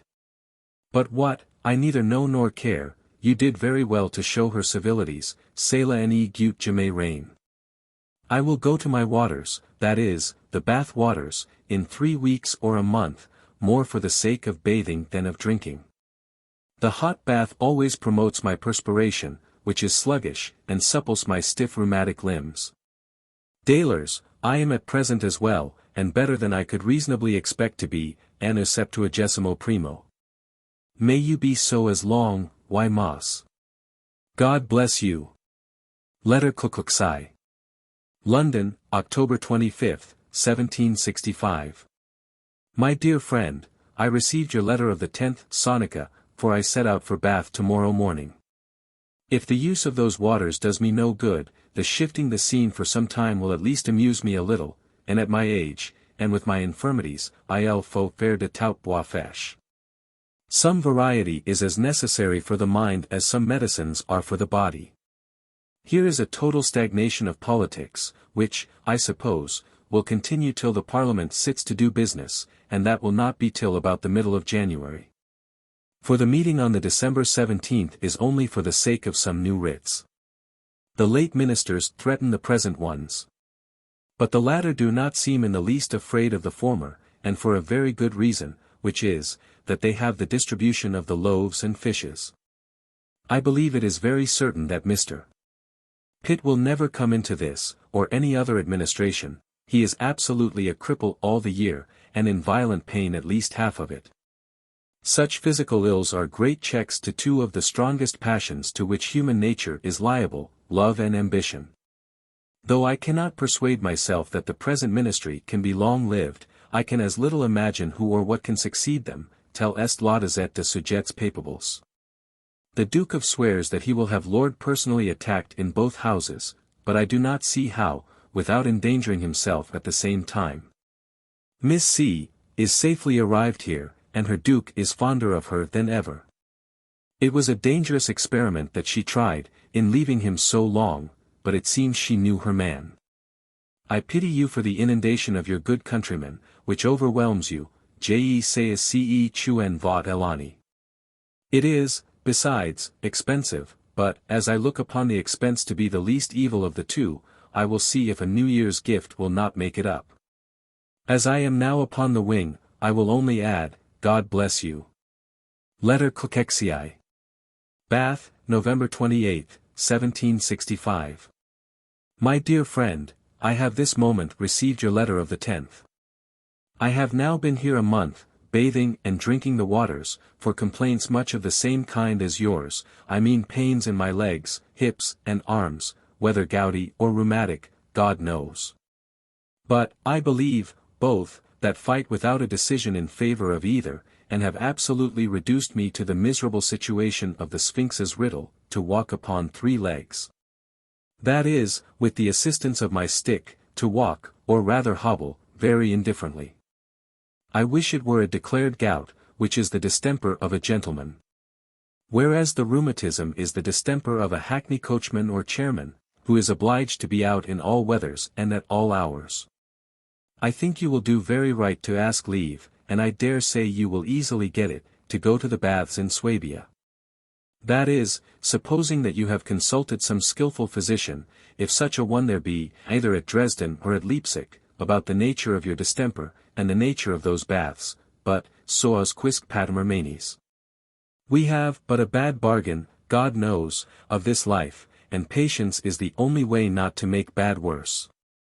Mr. Pitt keeps his bed here, with a very real gout, and not a political one, as is often suspected. Here has been a congress of most of the ex-ministers. If they have raised a battery, as I suppose they have, it is a masked one, for nothing has transpired, only they confess that they intend a most vigorous attack. Dailers, there seems to be a total suspension of all business, till the meeting of the Parliament, and then, signa canant. I am very glad that at this time you are out of it, and for reasons that I need not mention, you would certainly have been sent for over, and, as before, not paid for your journey. Poor Hart is very ill, and condemned to the hot well at Bristol. He is a better poet than philosopher, for all this illness and melancholy proceeds originally from the ill success of his Gustavus Adolphus.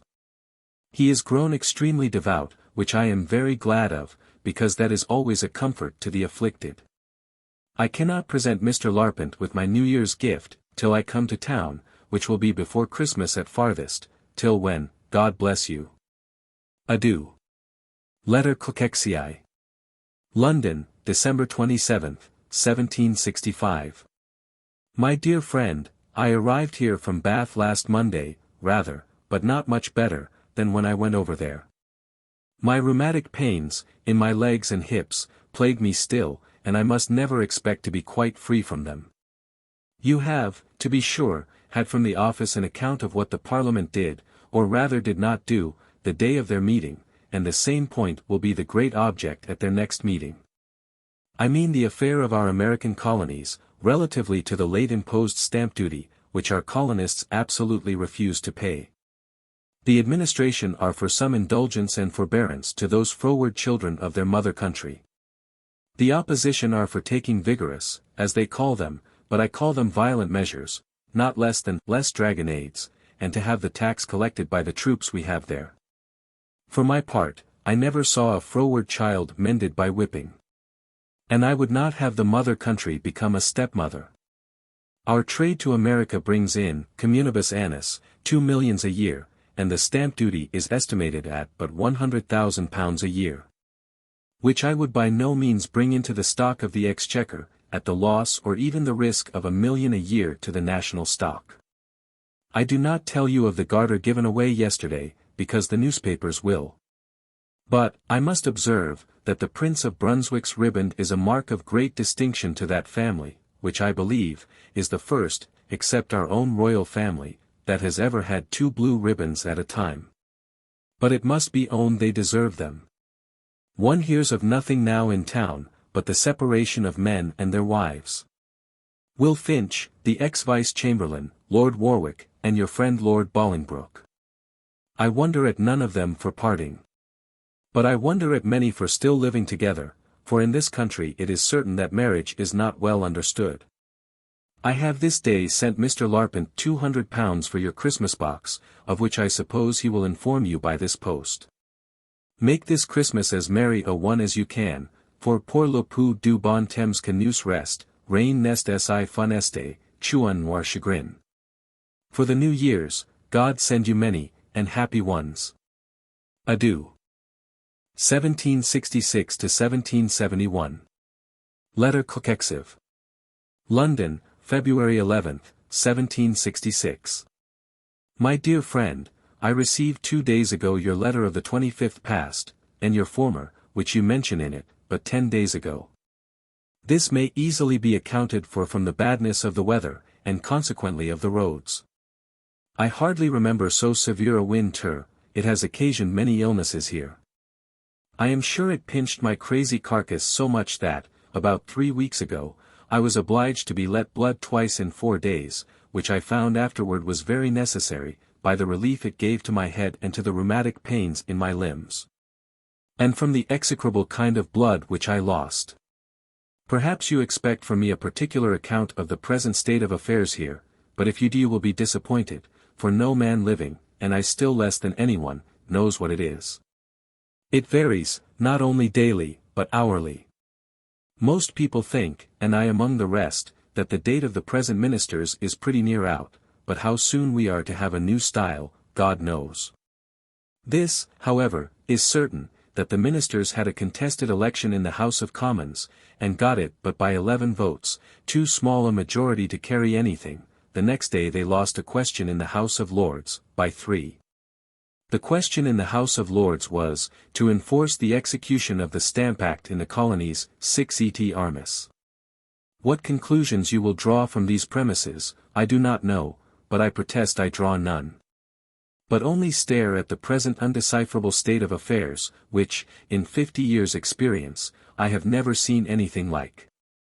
The Stamp Act has proved a most pernicious measure. For, whether it is repealed or not, which is still very doubtful, it has given such terror to the Americans, that our trade with them will not be, for some years, what it used to be. And great numbers of our manufacturers at home will be turned as starving for want of that employment which our very profitable trade to America found them, and hunger is always the cause of tumults and sedition. As you have escaped a fit of the gout in this severe cold weather, it is to be hoped you may be entirely free from it, till next winter at least. P.S. Lord having parted with his wife, now, keeps another W.E., at a great expense. I fear he is totally undone. Letter CCLXXXV. London, March 17, 1766. My dear friend, you wrong me in thinking me in your debt. For I never receive a letter of yours, but I answer it by the next post, or the next but one, at furthest, but I can easily conceive that my 2 last letters to you may have been drowned or frozen in their way. For portents and prodigies of frost, snow, and inundations, have been so frequent this winter, that they have almost lost their names. You tell me that you are going to the baths of Baden. But that puzzles me a little, so I recommend this letter to the care of Mr. Larpent, to forward to you. For Baden I take to be the general German word for baths, and the particular ones are distinguished by some epithet, as Wiesbaden, Karlsbaden, etc. I hope they are not cold baths, which I have a very ill opinion of, in all arthritic or rheumatic cases, and your case I take to be a compound of both, but rather more of the latter. You will probably wonder that I tell you nothing of public matters, upon which I shall be as secret as Hotspur's gentle Kate, who would not tell what she did not know, but what is singular, nobody seems to know any more of them than I do. People gape, stare, conjecture, and refine. Changes of the ministry, or in the ministry at least, are daily reported and foretold, but of what kind, God only knows. It is also very doubtful whether Mr. Pitt will come into the administration or not. The 2 present secretaries are extremely desirous that he should, but the others think of the horse that called the man to its assistance. I will say nothing to you about American affairs, because I have not pens, ink, or paper enough to give you an intelligible account of them. They have been the subjects of warm and acrimonious debates, both in the Lords and Commons, and in all companies. The repeal of the Stamp Act is at last carried through. I am glad of it, and gave my proxy for it, because I saw many more inconveniences from the enforcing than from the repealing it. Colonel Brown was with me the other day, and assured me that he left you very well. He said he saw you at Spa, but I did not remember him, though I remember his two brothers, the colonel and the ravisher, very well. Your Saxon colonel has the brogue exceedingly. Present my respects to Count Fleming. I am very sorry for the Countess's illness, she was a most well-bred woman. You would hardly think that I gave a dinner to the Prince of Brunswick, your old acquaintance. I glad it is over, but I could not avoid it. Il m'avait table de politesses. God bless you. Letter Klexvi. Blackheath, June 13, 1766. My dear friend, I received yesterday your letter of the 30th past. I waited with impatience for it, not having received one from you in 6 weeks. Nor your mother neither, who began to be very sure that you were dead, if not buried. You should write to her once a week, or at least once a fortnight, for women make no allowance either for business or laziness. Whereas I can, by experience, make allowances for both, however, I wish you would generally write to me once a fortnight. Last week I paid my midsummer offering, of £500, to Mr.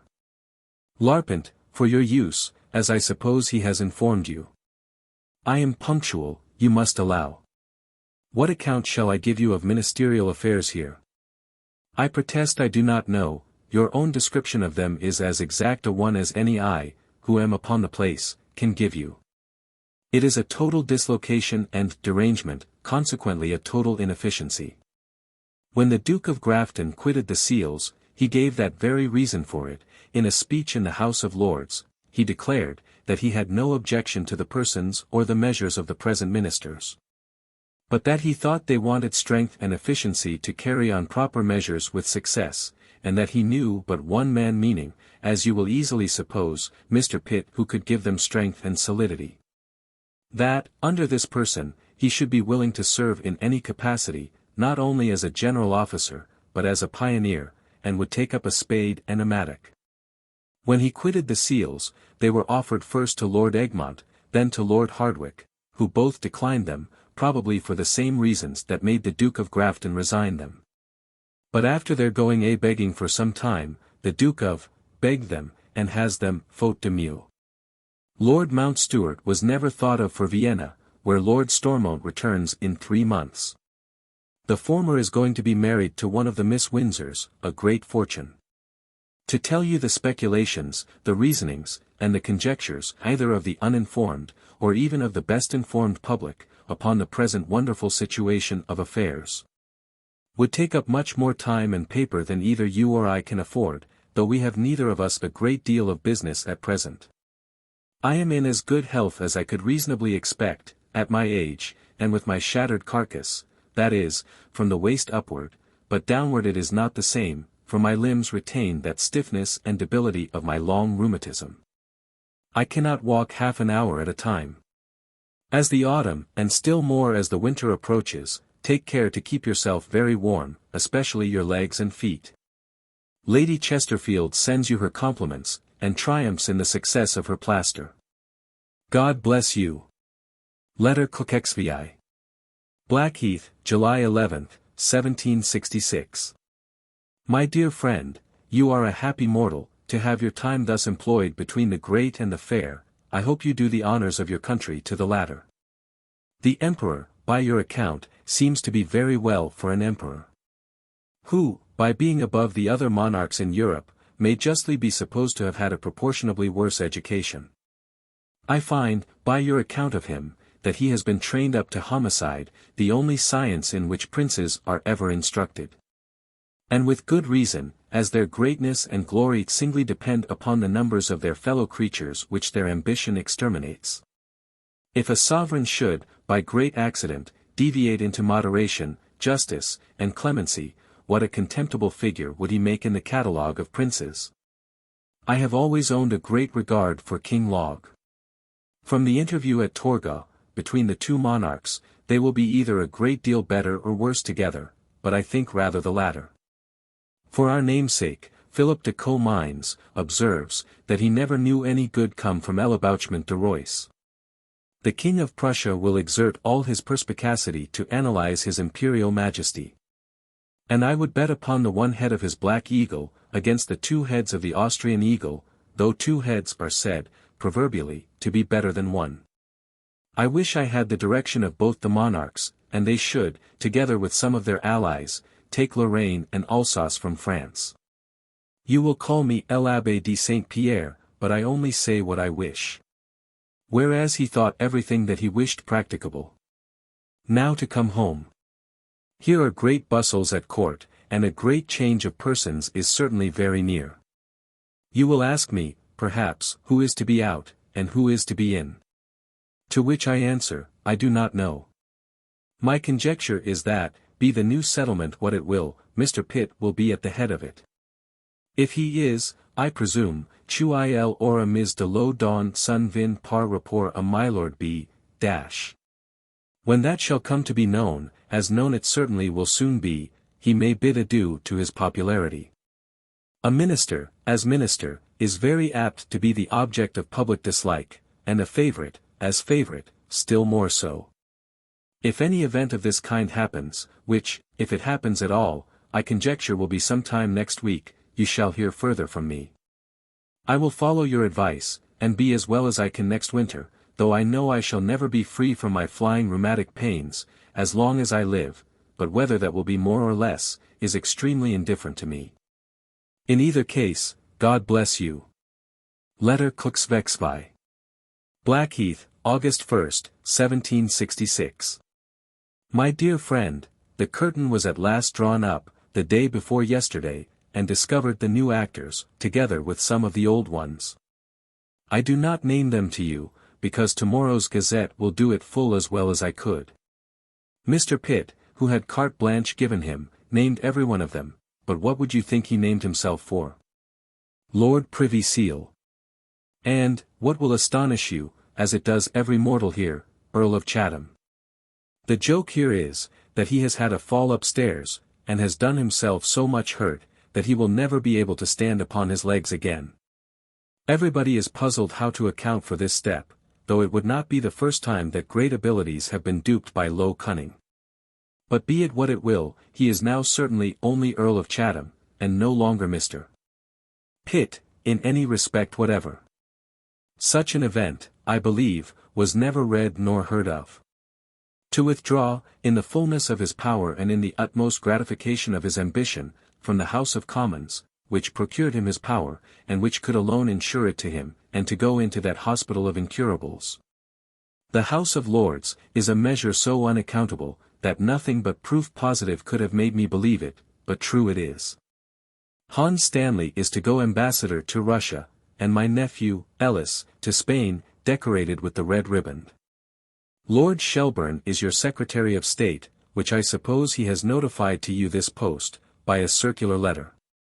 Charles Townshend has now the sole management of the House of Commons, but how long he will be content to be only Lord Chatham's vicegerent there, is a question which I will not pretend to decide. There is one very bad sign for Lord Chatham, in his new dignity, which is, that all his enemies, without exception, rejoice at it, and all his friends are stupefied and dumbfounded. If I mistake not much, he will, in the course of a year, enjoy perfect odium cum dignitate. Enough of politics. Is the fair, or at least the fat, Miss C., with you still? It must be confessed that she knows the arts of courts, to be so received at Dresden, and so connived at in Leicester Fields. There never was so wet a summer as this has been, in the memory of man. We have not had one single day, since March, without some rain, but most days a great deal. I hope that does not affect your health, as great cold does, for, with all these inundations, it has not been cold. God bless you. Letter Kluxvexvi. Blackheath, August 14th, 1766. My dear friend, I received yesterday your letter of the 30th past, and I find by it that it crossed mine upon the road, where they had no time to take notice of one another. The newspapers have informed you, before now, of the changes actually made, more will probably follow, but what, I am sure, I cannot tell you. And I believe nobody can, not even those who are to make them. They will, I suppose, be occasional, as people behave themselves. The causes and consequences of Mr. Pitt's quarrel now appear in print, in a pamphlet published by Lord T. and in a refutation of it, not by Mr. Pitt himself, I believe, but by some friend of his, and under his sanction. The former is very scurrilous and scandalous, and betrays private conversation. My lord says, that in his last conference, he thought he had as good a right to nominate the new ministry as Mr. Pitt, and consequently named Lord G., Lord L., etc., for cabinet council employments, which Mr. Pitt not consenting to, Lord T., broke up the conference, and in his wrath went to Stowe, where I presume he may remain undisturbed a great while, since Mr. Pitt will neither be willing nor able to send for him again. The pamphlet, on the part of Mr. Pitt, gives an account of his whole political life, and, in that respect, is tedious to those who were acquainted with it before. But, at the latter end, there is an article that expresses such supreme contempt of Lord T. and in so pretty a manner, that I suspect it to be Mr. Pitt's own. You shall judge yourself, for I here transcribe the article, but this I will be bold to say, that had he, Lord T., not fastened himself into Mr. Pitt's train, and acquired thereby such an interest in that great man, he might have crept out of life with as little notice as he crept in. And gone off with no other degree of credit, than that of adding a single unit to the bills of mortality. I wish I could send you all the pamphlets and half-sheets that swarm here upon this occasion, but that is impossible. For every week would make a ship's cargo. It is certain, that Mr. Pitt has, by his dignity of Earl, lost the greatest part of his popularity, especially in the city. And I believe the opposition will be very strong, and perhaps prevail, next session, in the House of Commons, there being now nobody there who can have the authority and ascendant over them that Pitt had. People tell me here, as young Harvey told you at Dresden, that I look very well, but those are words of course, which everyone says to everybody. So far is true, that I am better than at my age, and with my broken constitution, I could have expected to be. God bless you. Letter CCXC. Blackheath, September 12, 1766. My dear friend, I have this moment received your letter of the 27th past.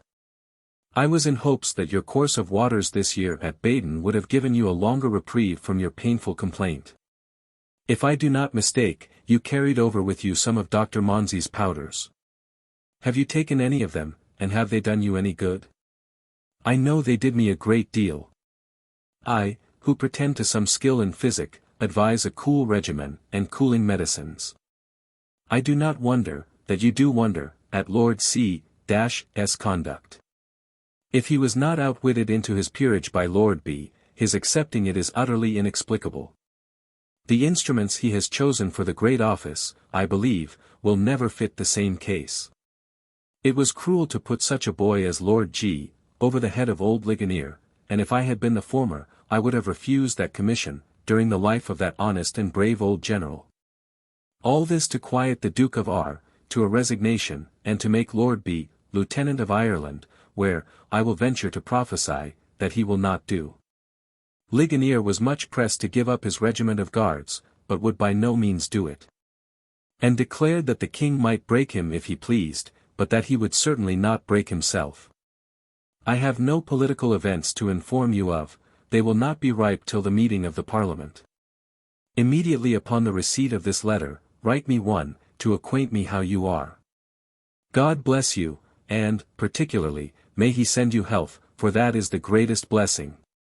Letter Kexai.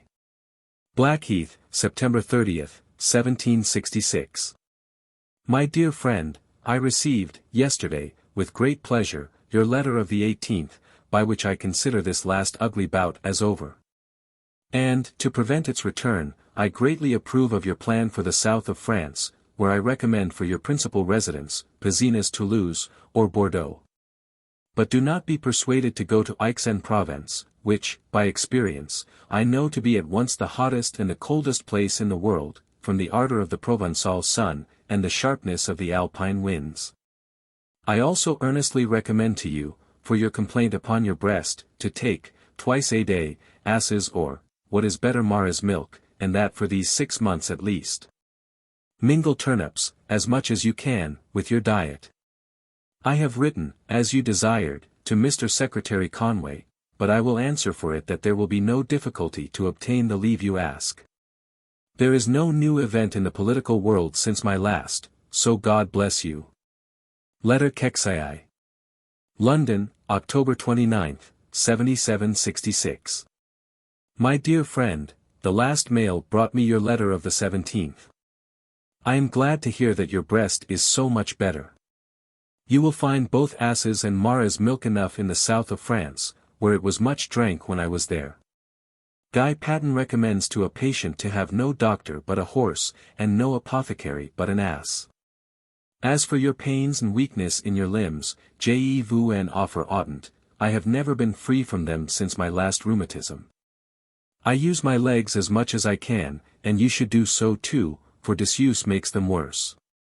I cannot now use them long at a time, because of the weakness of old age, but I contrive to get, by different snatches, at least 2 hours walking every day, either in my garden or within doors, as the weather permits. I set out tomorrow for Bath, in hopes of half repairs, for Medea's kettle could not give me whole ones, the timbers of my wretched vessel are too much decayed to be fitted out again for use. I shall see poor Hart there, who, I am told, is in a miserable way, between some real and some imaginary distempers. I send you no political news, for one reason, among others, which is that I know none. Great expectations are raised of this session, which meets the 11th of next month, but of what kind nobody knows, and consequently everybody conjectures variously. Lord Chatham comes to town tomorrow from Bath, where he has been to refit himself for the winter campaign. He has hitherto but an indifferent set of aides de camp, and where he will find better, I do not know. Charles Townsend and he are already upon ill terms. Enfin geny voix good, and so God bless you. Letter Xixii. Bath, November 15, 1766. My dear friend, I have this moment received your letter of the 5th instant from Ball. I am very glad to find that your breast is relieved, though perhaps at the expense of your legs, for, if the humour be either gouty or rheumatic, it had better be in your legs than anywhere else. I have consulted Moeasy, the great physician of this place, upon it, who says, that at this distance he dares not prescribe anything, as there may be such different causes for your complaint, which must be well weighed by a physician upon the spot.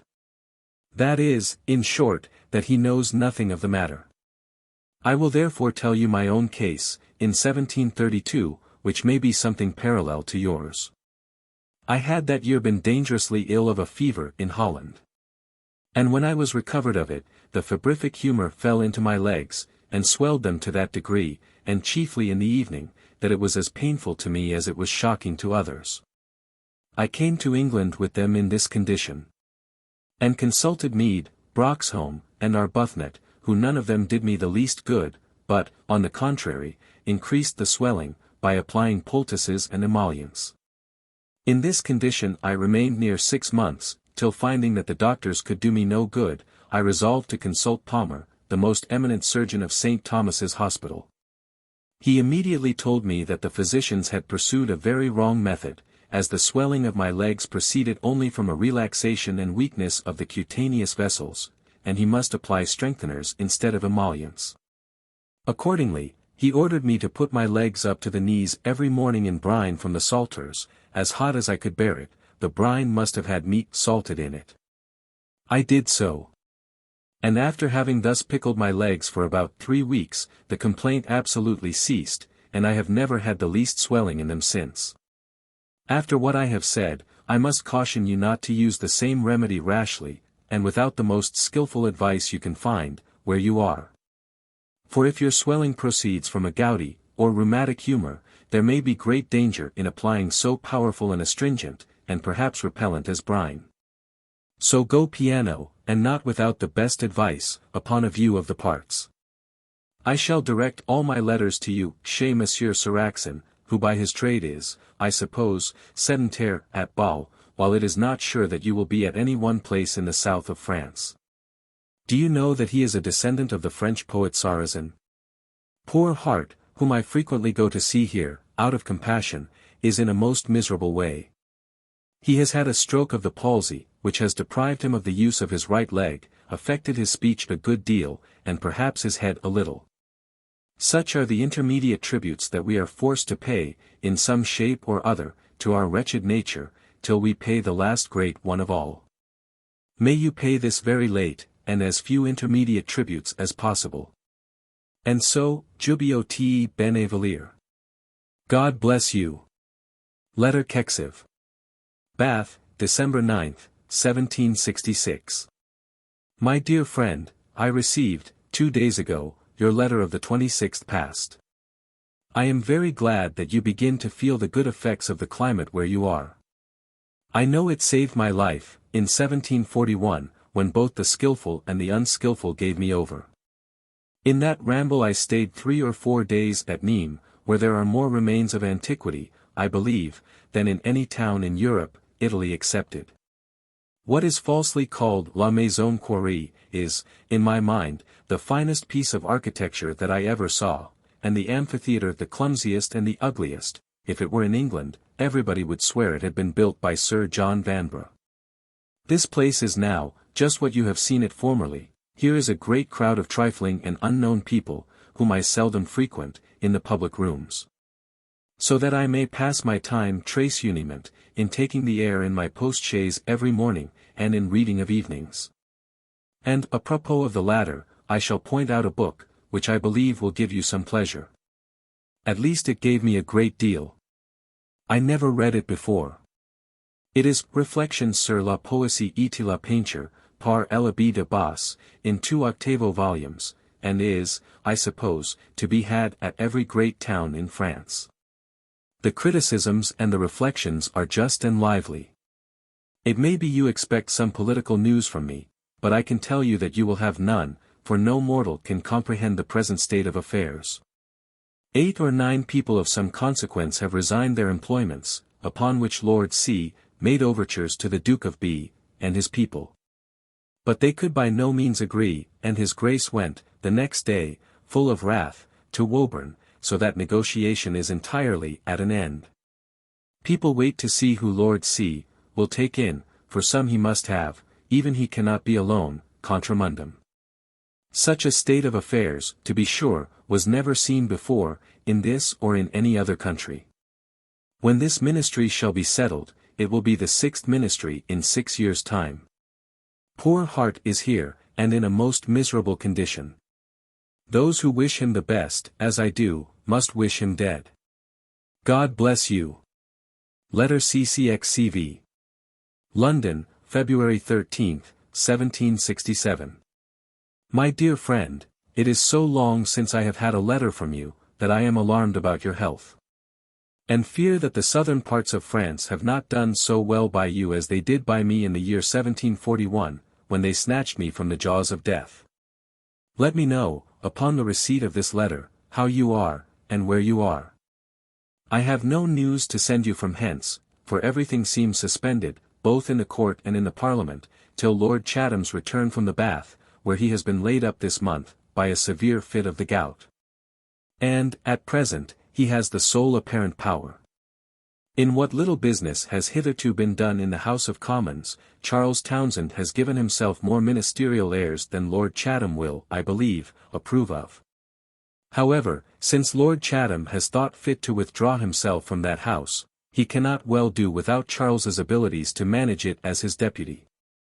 I do not send you an account of weddings, births, and burials, as I take it for granted that you know them all from the English printed papers, some of which, I presume, are sent after you.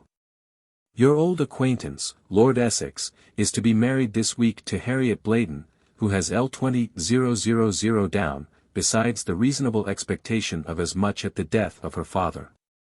My kinsman, Lord Strathmore, is to be married in a fortnight, to Miss Bowes, the greatest heiress perhaps in Europe. In short, the matrimonial frenzy seems to rage at present, and is epidemical.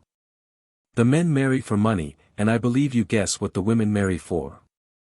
God bless you, and send you health. Letter Kexkvi. London, March 3, 1767. My dear friend, yesterday I received 2 letters at once from you, both dated Montpellier.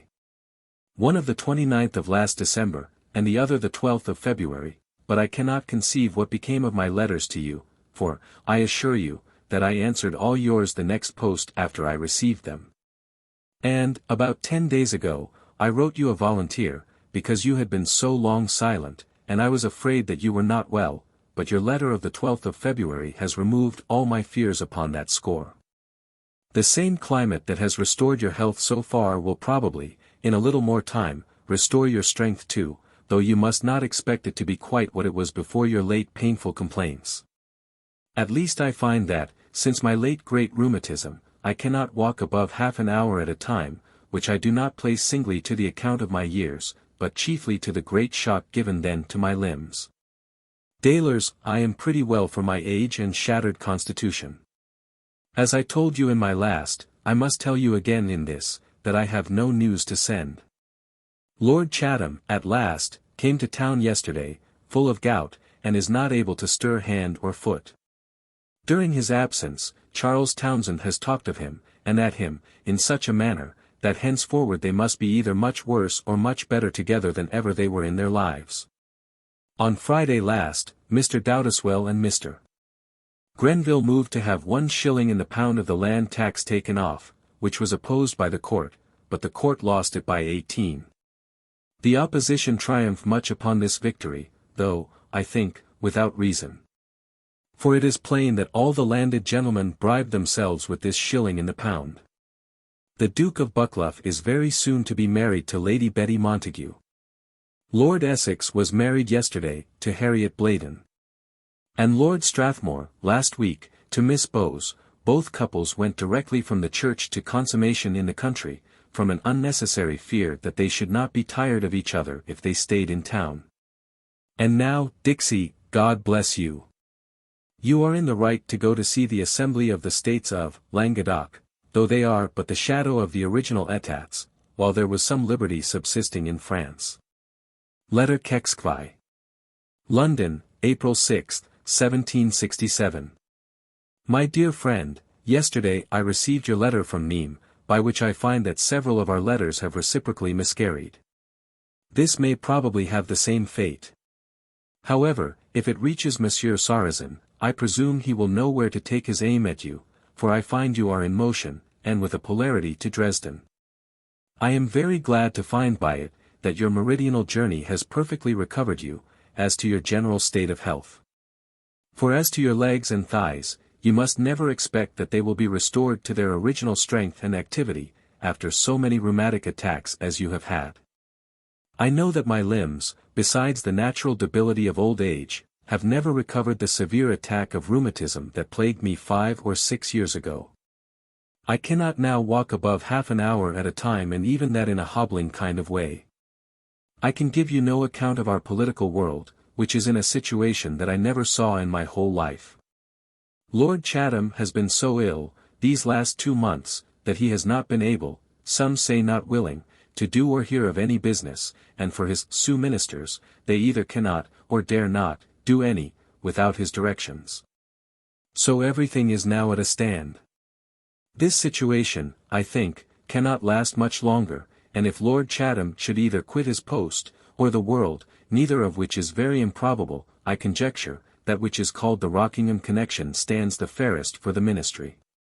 But this is merely my conjecture, for I have neither data nor postulata enough to reason upon.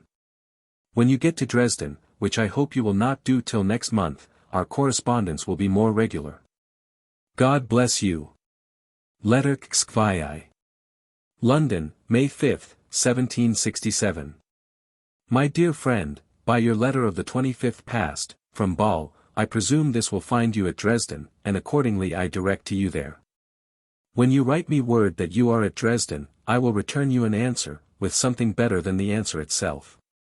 If you complain of the weather, north of Besançon, what would you say to the weather that we have had here for these last 2 months, uninterruptedly? Snow often, northeast wind constantly, and extreme cold. I write this by the side of a good fire. And at this moment it snows very hard. All my promised fruit at Blackheath is quite destroyed, and, what is worse, many of my trees. I cannot help thinking that the King of Poland, the Empress of Russia, and the King of Prussia, intendant cum larens en foire, though the former must not appear in it upon account of the stupidity, ignorance, and bigotry of his Poles. I have a great opinion of the cogency of the controversial arguments of the Russian troops, in favor of the dissidents. I am sure I wish them success, for I would have all intoleration intolerated in its turn. We shall soon see more clearly into this matter, for I do not think that the autocratress of all the Russias will be trifled with by the Sarmatians. What do you think of the late extraordinary event in Spain? Could you have ever imagined that those ignorant Goths would have dared to banish the Jesuits? There must have been some very grave and important reasons for so extraordinary a measure, but what they were I do not pretend to guess. And perhaps I shall never know, though all the coffeehouses here do. Things are here in exactly the same situation, in which they were when I wrote to you last. Lord Chatham is still ill, and only goes abroad for an hour in a day, to take the air, in his coach. The King has, to my certain knowledge, sent him repeated messages, desiring him not to be concerned at his confinement, for that he is resolved to support him, pour aider contre tout. God bless you. Letter 66. London, June 1, 1767.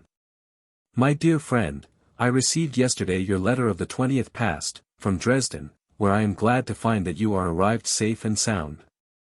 This has been everywhere an annus mirabilis for bad weather, and it continues here still. Everybody has fires, and their winter clothes, as at Christmas. The town is extremely sickly, and sudden deaths have been very frequent. I do not know what to say to you upon public matters. Things remain in statu quo, and nothing is done. Great changes are talked of, and, I believe, will happen soon, perhaps next week, but who is to be changed, for whom, I do not know, though everybody else does. I am apt to think that it will be a mosaic ministry, made up de pieces rapportees from different connections. Last Friday I sent your subsidy to Mr. Larpent, who, I suppose, has given you notice of it. I believe it will come very seasonably, as all places, both foreign and domestic, are so far in arrears. They talk of paying you all up to Christmas. The King's inferior servants are almost starving. I suppose you have already heard, at Dresden, that Count Brohl is either actually married, or very soon to be so, to Lady Egremont. She has, together with her salary as Lady of the Bedchamber, L2, 500 a year, besides £10,000 in money left her, at her own disposal, by Lord Egremont. All this will sound great and ecus dialemain. I am glad of it, for he is a very pretty man. God bless you. I easily conceive why Orloff influences the Empress of all the Russias, but I cannot see why the King of Prussia should be influenced by that motive. Letter CCC. Blackheath, July 2, 1767. My dear friend, though I have had no letter from you since my last, and though I have no political news to inform you of, I write this to acquaint you with a piece of Greenwich news, which I believe you will be very glad of. I am sure I am. Know then that your friend Miss, was happily married, 3 days ago, to Mr. an Irish gentleman, and a member of that Parliament, with an estate of above L2000 a year. He settles upon her L600 jointure, and in case they have no children, L1, 500. He happened to be by chance in her company one day here, and was at once shot dead by her charms. But as dead men sometimes walk, he walked to her the next morning, and tendered her his person and his fortune, both which, taking the one with the other, she very prudently accepted, for his person is 60 years old. Ministerial affairs are still in the same ridiculous and doubtful situation as when I wrote to you last. Lord Chatham will neither hear of, nor do any business, but lives at Hampstead, and rides about the heath. His gout is said to be fallen upon his nerves. Your provincial secretary, Conway, quits this week, and returns to the army, for which he languished. 2 lords are talked of to succeed him, Lord Egmont and Lord Hillsborough. I rather hope the latter. Lord Northington certainly quits this week, but nobody guesses who is to succeed him as president. 1,000 other changes are talked of, which I neither believe nor reject. Poor heart is in a most miserable condition, he has lost one side of himself, and in a great measure his speech, notwithstanding which, he is going to publish his divine poems, as he calls them. I am sorry for it, as he had not time to correct them before this stroke, nor abilities to do it since. God bless you. Letter CCCI. Blackheath, July 9, 1767. My dear friend, I have received yours of the 21st past, with the enclosed proposal from the French refugees, for a subscription toward building them one temple. I have shown it to the very few people I see, but without the least success. They told me, and with too much truth, that while such numbers of poor were literally starving here from the dearness of all provisions, they could not think of sending their money into another country, for a building which they reckoned useless. In truth, I never knew such misery as is here now, and it affects both the hearts and the purses of those who have either. For my own part, I never gave to a building in my life. Which I reckon is only giving to masons and carpenters, and the treasurer of the undertaking. Contrary to the expectations of all mankind here, everything still continues in statu quo. General Conway has been desired by the king to keep the seals till he has found a successor for him, and the Lord President the same. Lord Chatham is relapsed, and worse than ever, he sees nobody, and nobody sees him. It is said that a bungling physician has checked his gout, and thrown it upon his nerves.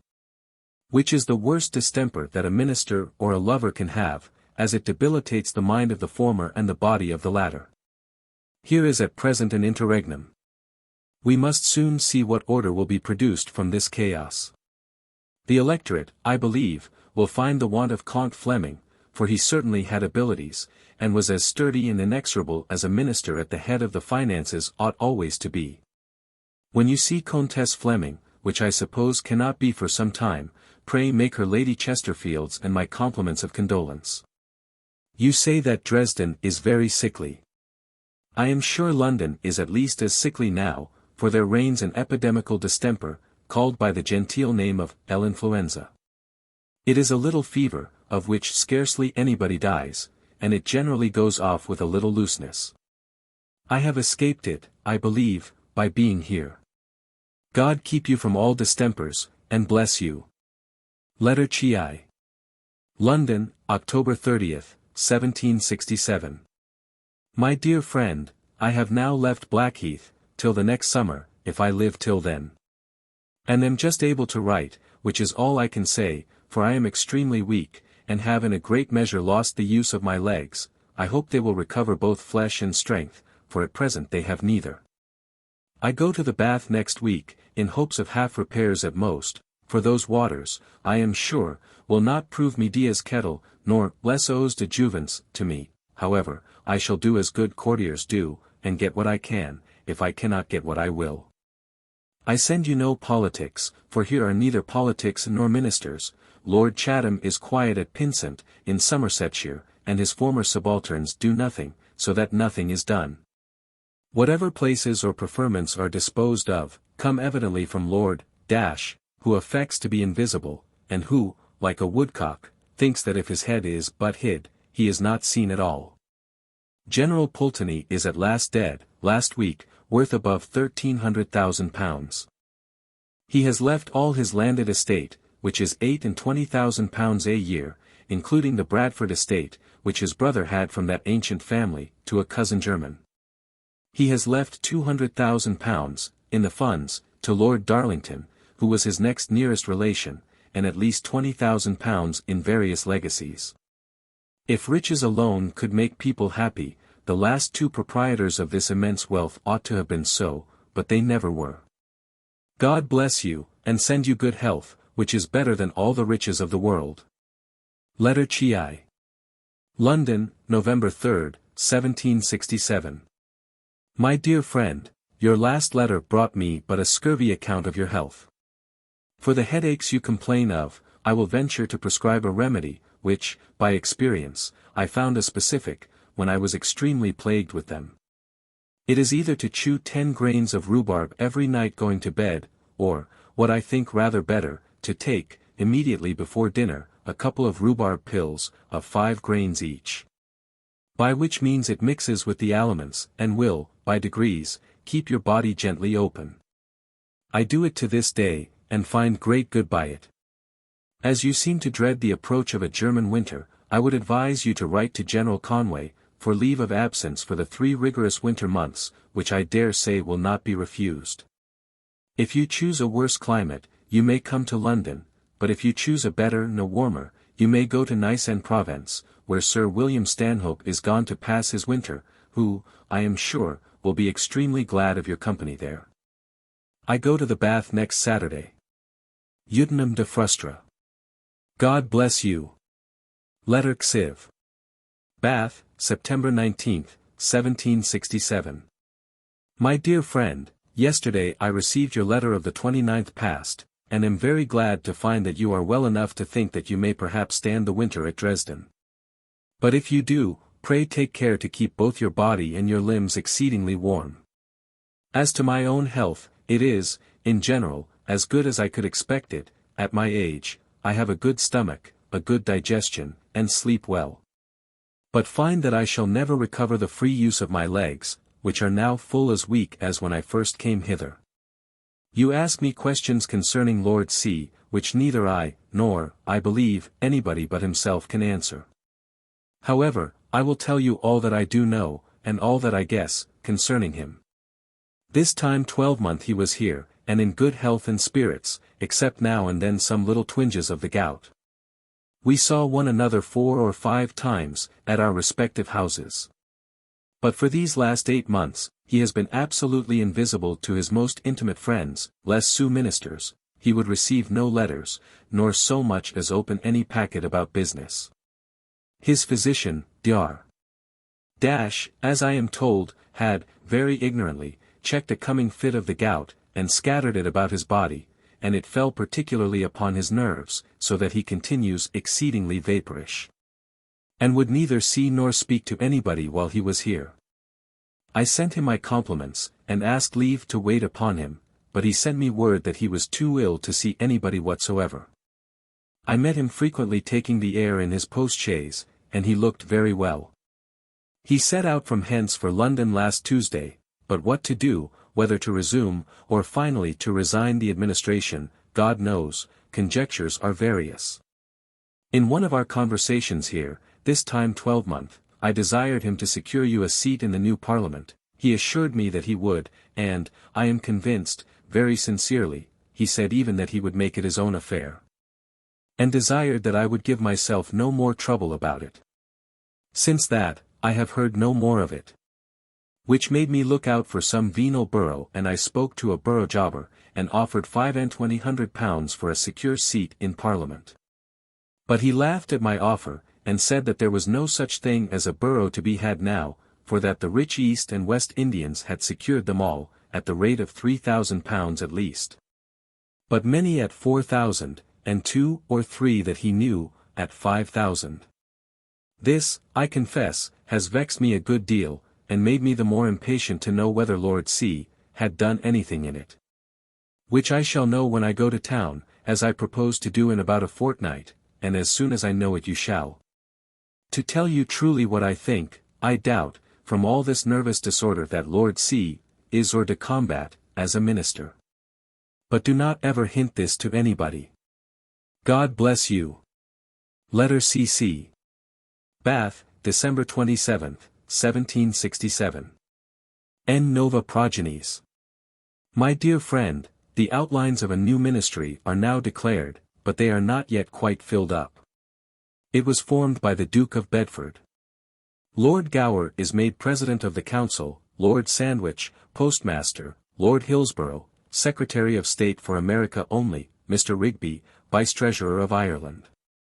General Canway is to keep the seals a fortnight longer, and then to surrender them to Lord Weymouth. It is very uncertain whether the Duke of Grafton is to continue at the head of the Treasury or not. But, in my private opinion, George Grenville will very soon be there. Lord Chatham seems to be out of the question, and is at his repurchased house at Hayes, where he will not see a mortal. It is yet uncertain whether Lord Shelburne is to keep his place. If not, Lord Sandwich they say is to succeed him. All the Rockingham people are absolutely excluded. Many more changes must necessarily be, but no more are yet declared. It seems to be a resolution taken by somebody that ministers are to be annual. Sir George Macartney is next week to be married to Lady Jane Stewart, Lord Bute's second daughter. I never knew it so cold in my life as it is now, and with a very deep snow, by which, if it continues, I may be snowbound here for God knows how long, though I proposed leaving this place the latter end of the week. Poor Hart is very ill here. He mentions you often, and with great affection. God bless you. When I know more you shall. Letter Kv. London, January 29, 1768. My dear friend, 2 days ago I received your letter of the 8th. I wish you had gone a month or 6 weeks sooner to Bâle, that you might have escaped the excessive cold of the most severe winter that I believe was ever known. It congealed both my body and my mind, and scarcely left me the power of thinking. A great many here, both in town and country, have perished by the frost, and been lost in the snow. You have heard, no doubt, of the changes at court, by which you have got a new provincial, Lord Weymouth, who has certainly good parts, and, as I am informed, speaks very well in the House of Lords, but I believe he has no application. Lord Chatham is at his house at Hayes, but sees no mortal. Some say that he has a fit of the gout, which would probably do him good, but many think that his worst complaint is in his head, which I am afraid is too true. Were he well, I am sure he would realize the promise he made me concerning you. But, however, in that uncertainty, I am looking out for any chance borough, and if I can find one, I promise you I will bid like a chapman for it, as I should be very sorry that you were not in the next Parliament. I do not see any probability of any vacancy in a foreign commission in a better climate. Mr. Hamilton at Naples, Sir Horace Mann at Florence, and George Pitt at Turin, do not seem likely to make one.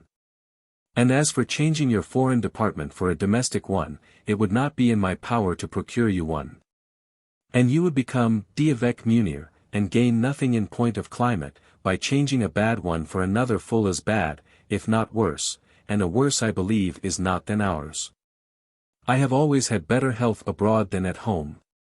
And if the tattered remnant of my wretched life were worth my care, I would have been in the south of France long ago.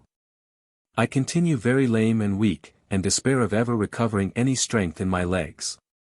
I care very little about it. At my age every man must have his share of physical ills of one kind or another, and mine, thank God, are not very painful. God bless you. Letter Kvi. London, March 12, 1768. My dear friend, the day after I received your letter of the 21st past, I wrote to Lord Weymouth, as you desired. And I send you his answer enclosed, from which, though I have not heard from him since, I take it for granted, and so may you, that his silence signifies his Majesty's consent to your request. Your complicated complaints give me great uneasiness, and the more, as I am convinced that the Montpellier physicians have mistaken a material part of your case, as indeed all the physicians here did, except Dr. Matty. In my opinion, you have no gout, but a very scorbutic and rheumatic habit of body, which should be treated in a very different manner from the gout. And, as I pretend to be a very good quack at least, I would prescribe to you a strict milk diet, with the seeds, such as rice, sago, barley, millet, etc., for the 3 summer months at least, and without ever tasting wine. If climate signifies anything, in which, by the way, I have very little faith, you are, in my mind, in the finest climate in the world, neither too hot nor too cold, and always clear. You are with the gayest people living. Be gay with them, and do not wear out your eyes with reading at home. L'ennui is the English distemper, and a very bad one it is, as I find by every day's experience. For my deafness deprives me of the only rational pleasure that I can have at my age, which is society, so that I read my eyes out every day, that I may not hang myself. You will not be in this Parliament, at least not at the beginning of it. I relied too much upon Lord C.'s promise above a year ago at Bath. He desired that I would leave it to him. That he would make it his own affair, and give it in charge to the Duke of G., whose province it was to make the parliamentary arrangement. This I depended upon, and I think with reason. But, since that, Lord C has neither seen nor spoken to anybody, and has been in the oddest way in the world. I have sent to the D. of G. to know if L. C. had either spoken or sent to him about it, but he assured me that he had done neither. That all was full, or rather running over, at present, but that, if he could crowd you in upon a vacancy, he would do it with great pleasure. I am extremely sorry for this accident. For I am of a very different opinion from you, about being in Parliament, as no man can be of consequence in this country, who is not in it. And, though one may not speak like a Lord Mansfield or a Lord Chatham, one may make a very good figure in a second rank. Locus est pluribus umbris. I do not pretend to give you any account of the present state of this country, or ministry, not knowing nor guessing it myself. God bless you, and send you health, which is the first and greatest of all blessings. Letter VII. London, March 15, 1768. My dear friend, this letter is supplemental to my last. This morning Lord Weymouth very civilly sent Mr. Wood, his first commis, to tell me that the King very willingly gave you leave of absence from your post for a year, for the recovery of your health. But then added, that as the court of Vienna was tampering with that of Saxony, which it seems our court is desirous to contrequarr, it might be necessary to have in the interim a charge d'affaires at Dresden. With a defalcation out of your appointments of 40 shillings a day, till your return, if I would agree to it. I told him that I consented to both the proposals, upon condition that at your return you should have the character and the pay of plenipotentiary added to your present character and pay. And that I would completely make up to you the defalcation of the 40 shillings a day.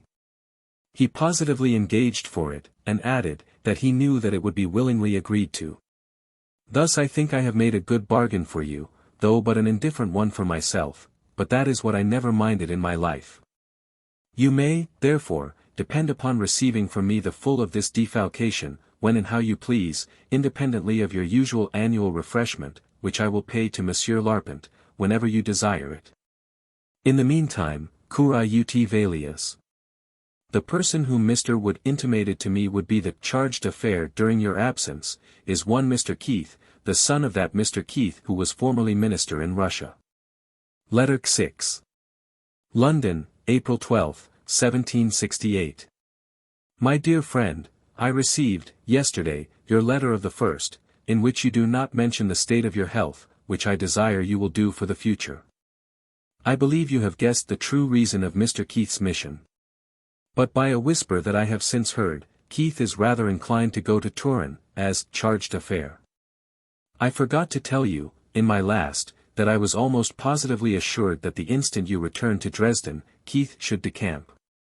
I am persuaded that they will keep their words with me, as there is no one reason in the world why they should not. I will send your annual to Mr. Larpent, in a fortnight, and pay the 40 shillings a day quarterly, if there should be occasion. For, in my own private opinion, there will be no charge d'affaires sent. I agree with you, that point d'argent, point d'Allemand, as was used to be said, and not without more reason, of the Swiss. But, as we have neither the inclination nor I fear the power to give subsidies, the court of Vienna can give good things that cost them nothing, as archbishoprics, bishoprics, besides corrupting their ministers and favourite with places. Elections here have been carried to a degree of frenzy hitherto unheard of. That for the town of Northampton has cost the contending parties at least £30,000 a side, and has sold his borough of to 2 members, for £9,000. As soon as Wilkes had lost his election for the city, he set up for the county of Middlesex, and carried it hollow, as the jockeys say. Here were great mobs and riots upon that occasion, and most of the windows in town broke, that had no lights for Wilkes and Liberty, who were thought to be inseparable. He will appear, the 10th of this month, in the Court of King's Bench, to receive his sentence, and then great riots are again expected, and probably will happen. God bless you. Letter CCCX. Bath, October 17, 1768. My dear friend. Your last 2 letters, to myself and Grevenkop, have alarmed me extremely, but I comfort myself a little, by hoping that you, like all people who suffer, think yourself worse than you are. A dropsy never comes so suddenly. And I flatter myself, that it is only that gouty or rheumatic humor, which has plagued you so long, that has occasioned the temporary swelling of your legs. Above 40 years ago, after a violent fever, my legs swelled as much as you describe yours to be. I immediately thought that I had a dropsy, but the faculty assured me, that my complaint was only the effect of my fever, and would soon be cured. And they said true. Pray let your amanuensis, whoever he may be, write an account regularly once a week either to Grevenkop or myself, for that is the same thing, of the state of your health. I sent you, in 4 successive letters, as much of the Duchess of Somerset's snuff as a letter could well convey to you. Have you received all or any of them? And have they done you any good? Though, in your present condition, you cannot go into company, I hope that you have some acquaintances that come and sit with you, for if originally it was not good for man to be alone, it is much worse for a sick man to be so. He thinks too much of his distemper, and magnifies it. Some men of learning among the ecclesiastics, I dare say, would be glad to sit with you, and you could give them as good as they brought. Poor Hart, who is here still, is in a most miserable condition. He has entirely lost the use of his left side, and can hardly speak intelligibly. I was with him yesterday. He inquired after you with great affection, and was in the utmost concern when I showed him your letter. My own health is as it has been ever since I was here last year. I am neither well nor ill, but unwell. I have in a manner lost the use of my legs, for though I can make a shift to crawl upon even ground for a quarter of an hour, I cannot go up or down stairs, unless supported by a servant. God bless you and grant you a speedy recovery. Note. This is the last of the letters of Lord Chesterfield to his son, Mr. Philip Stanhope, who died in November, 1768. The unexpected and distressing intelligence was announced by the lady to whom Mr.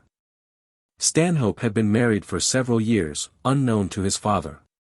On learning that the widow had 2 sons, the issue of this marriage, Lord Chesterfield took upon himself the maintenance of his grandchildren. The letters which follow show how happily the writer adapted himself to the trying situation. Letter Kexy. To Mrs. Stanhope, then at Paris. London, March 16, 1769. Madam, a troublesome and painful inflammation in my eyes obliges me to use another hand than my own to acknowledge the receipt of your letter from Avignon, of the 27th past. I am extremely surprised that Mrs. Du Bouchet should have any objection to the manner in which your late husband desired to be buried, and which you, very properly, complied with. All I desire for my own burial is not to be buried alive. But how or where, I think must be entirely indifferent to every rational creature. I have no commission to trouble you with, during your stay at Paris. From whence, I wish you and the boys a good journey home, where I shall be very glad to see you all, and assure you of my being, with great truth, your faithful, humble servant, Chesterfield. Letter Xii. To the same, at London. Madam, the last time that I had the pleasure of seeing you, I was so taken up in playing with the boys that I forgot their more important affairs. How soon would you have them placed at school? When I know your pleasure as to that, I will send to Monsieur Perney, to prepare everything for their reception. In the meantime, I beg that you will equip them thoroughly with clothes, linen, etc., all good, but plain. And give me the account, which I will pay, for I do not intend that, from this time forward the 2 boys should cost you 1 shilling. I am, with great truth, Madam, your faithful, humble servant, Chesterfield. Letter Xii. Madam, as some day must be fixed for sending the boys to school, do you approve of the 8th of next month? By which time the weather will probably be warm and settled, and you will be able to equip them completely. I will upon that day send my coach to you, to carry you and the boys to Loughborough House, with all their immense baggage. I must recommend to you, when you leave them there, to suppress, as well as you can, the overgrowings of maternal tenderness, which would grieve the poor boys the more, and give them a terror of their new establishment. I am, with great truth, Madam, your faithful, humble servant, Chesterfield. Letter Xiv. Bath, October 11th, 1769. Madam, nobody can be more willing and ready to obey orders than I am, but then I must like the orders and the orderer. Your orders and yourself come under this description, and therefore I must give you an account of my arrival and existence, such as it is, here. I got hither last Sunday, the day after I left London, less fatigued than I expected to have been. And now crawl about this place upon my 3 legs, but am kept in countenance by many of my fellow crawlers. The last part of the Sphinx's riddle approaches, and I shall soon end, as I began, upon all 4s. When you happen to see either Monsieur or Madame Perney, I beg you will give them this melancholic proof of my caducity, and tell them that the last time I went to see the boys, I carried the Michaelmas quarterage in my pocket.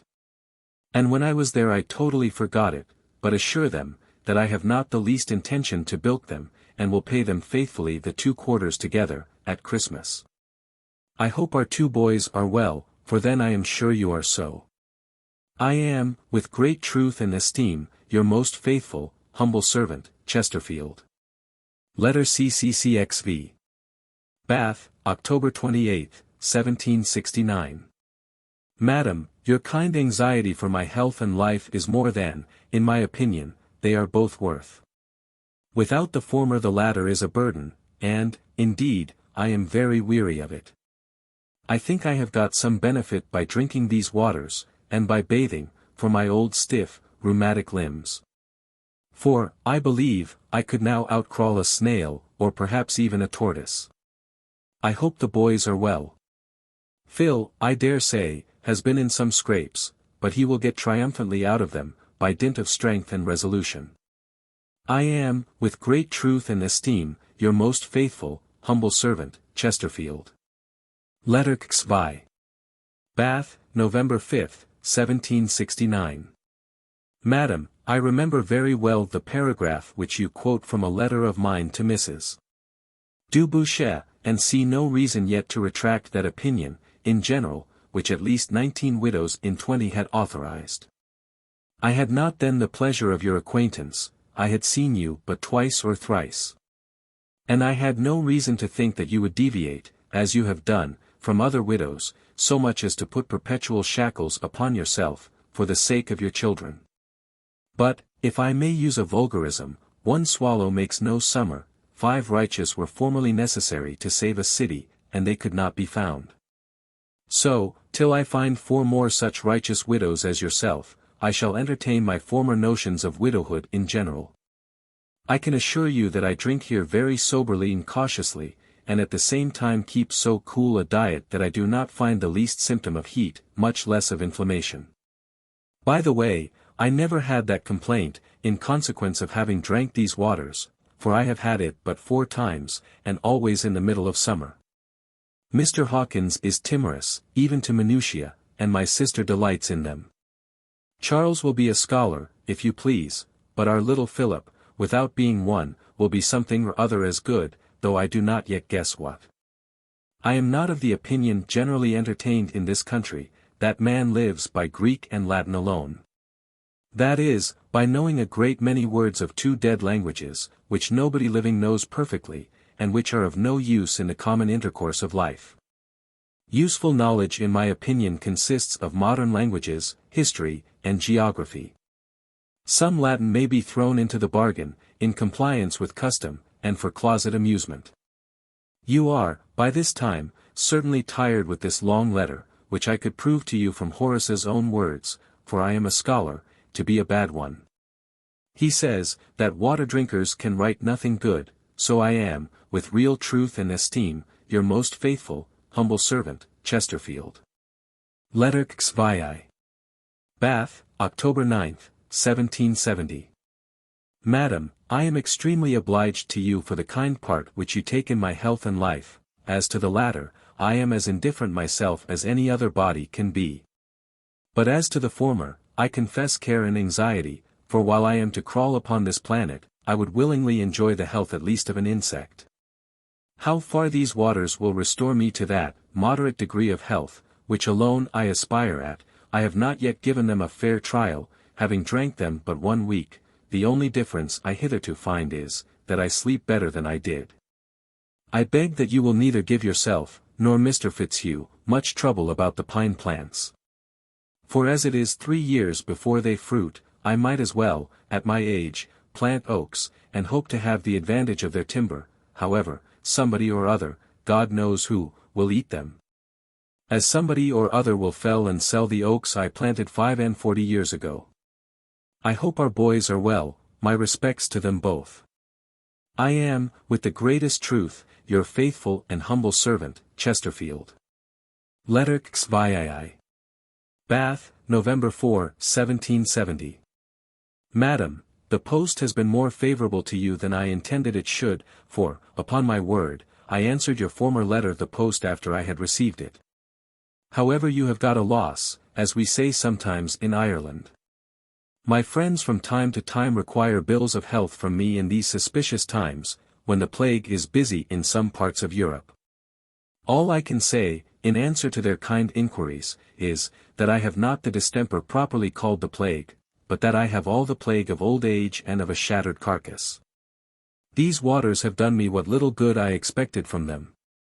Though by no means what I could have wished, for I wished them to be les eaux de jouvence.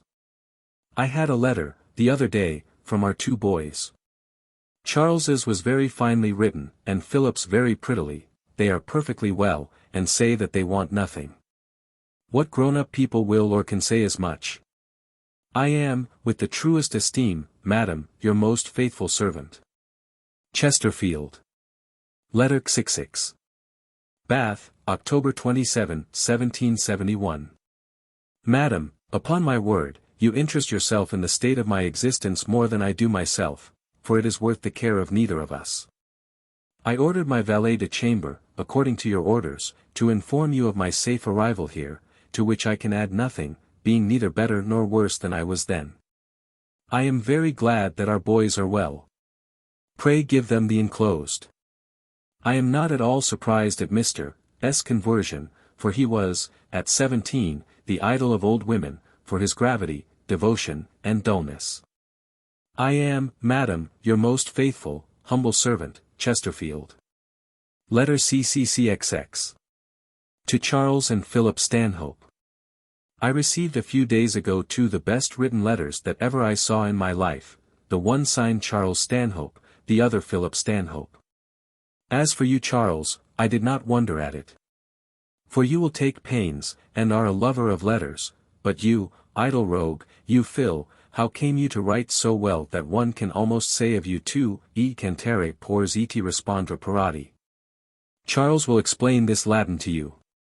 I am told, Phil, that you have got a nickname at school, from your intimacy with Master Strangeways, and that they call you Master Strangeways, for to be rude, you are a strange boy. Is this true? Tell me what you would have me bring you both from hence, and I will bring it you, when I come to town. In the meantime, God bless you both. Chesterfield. The End.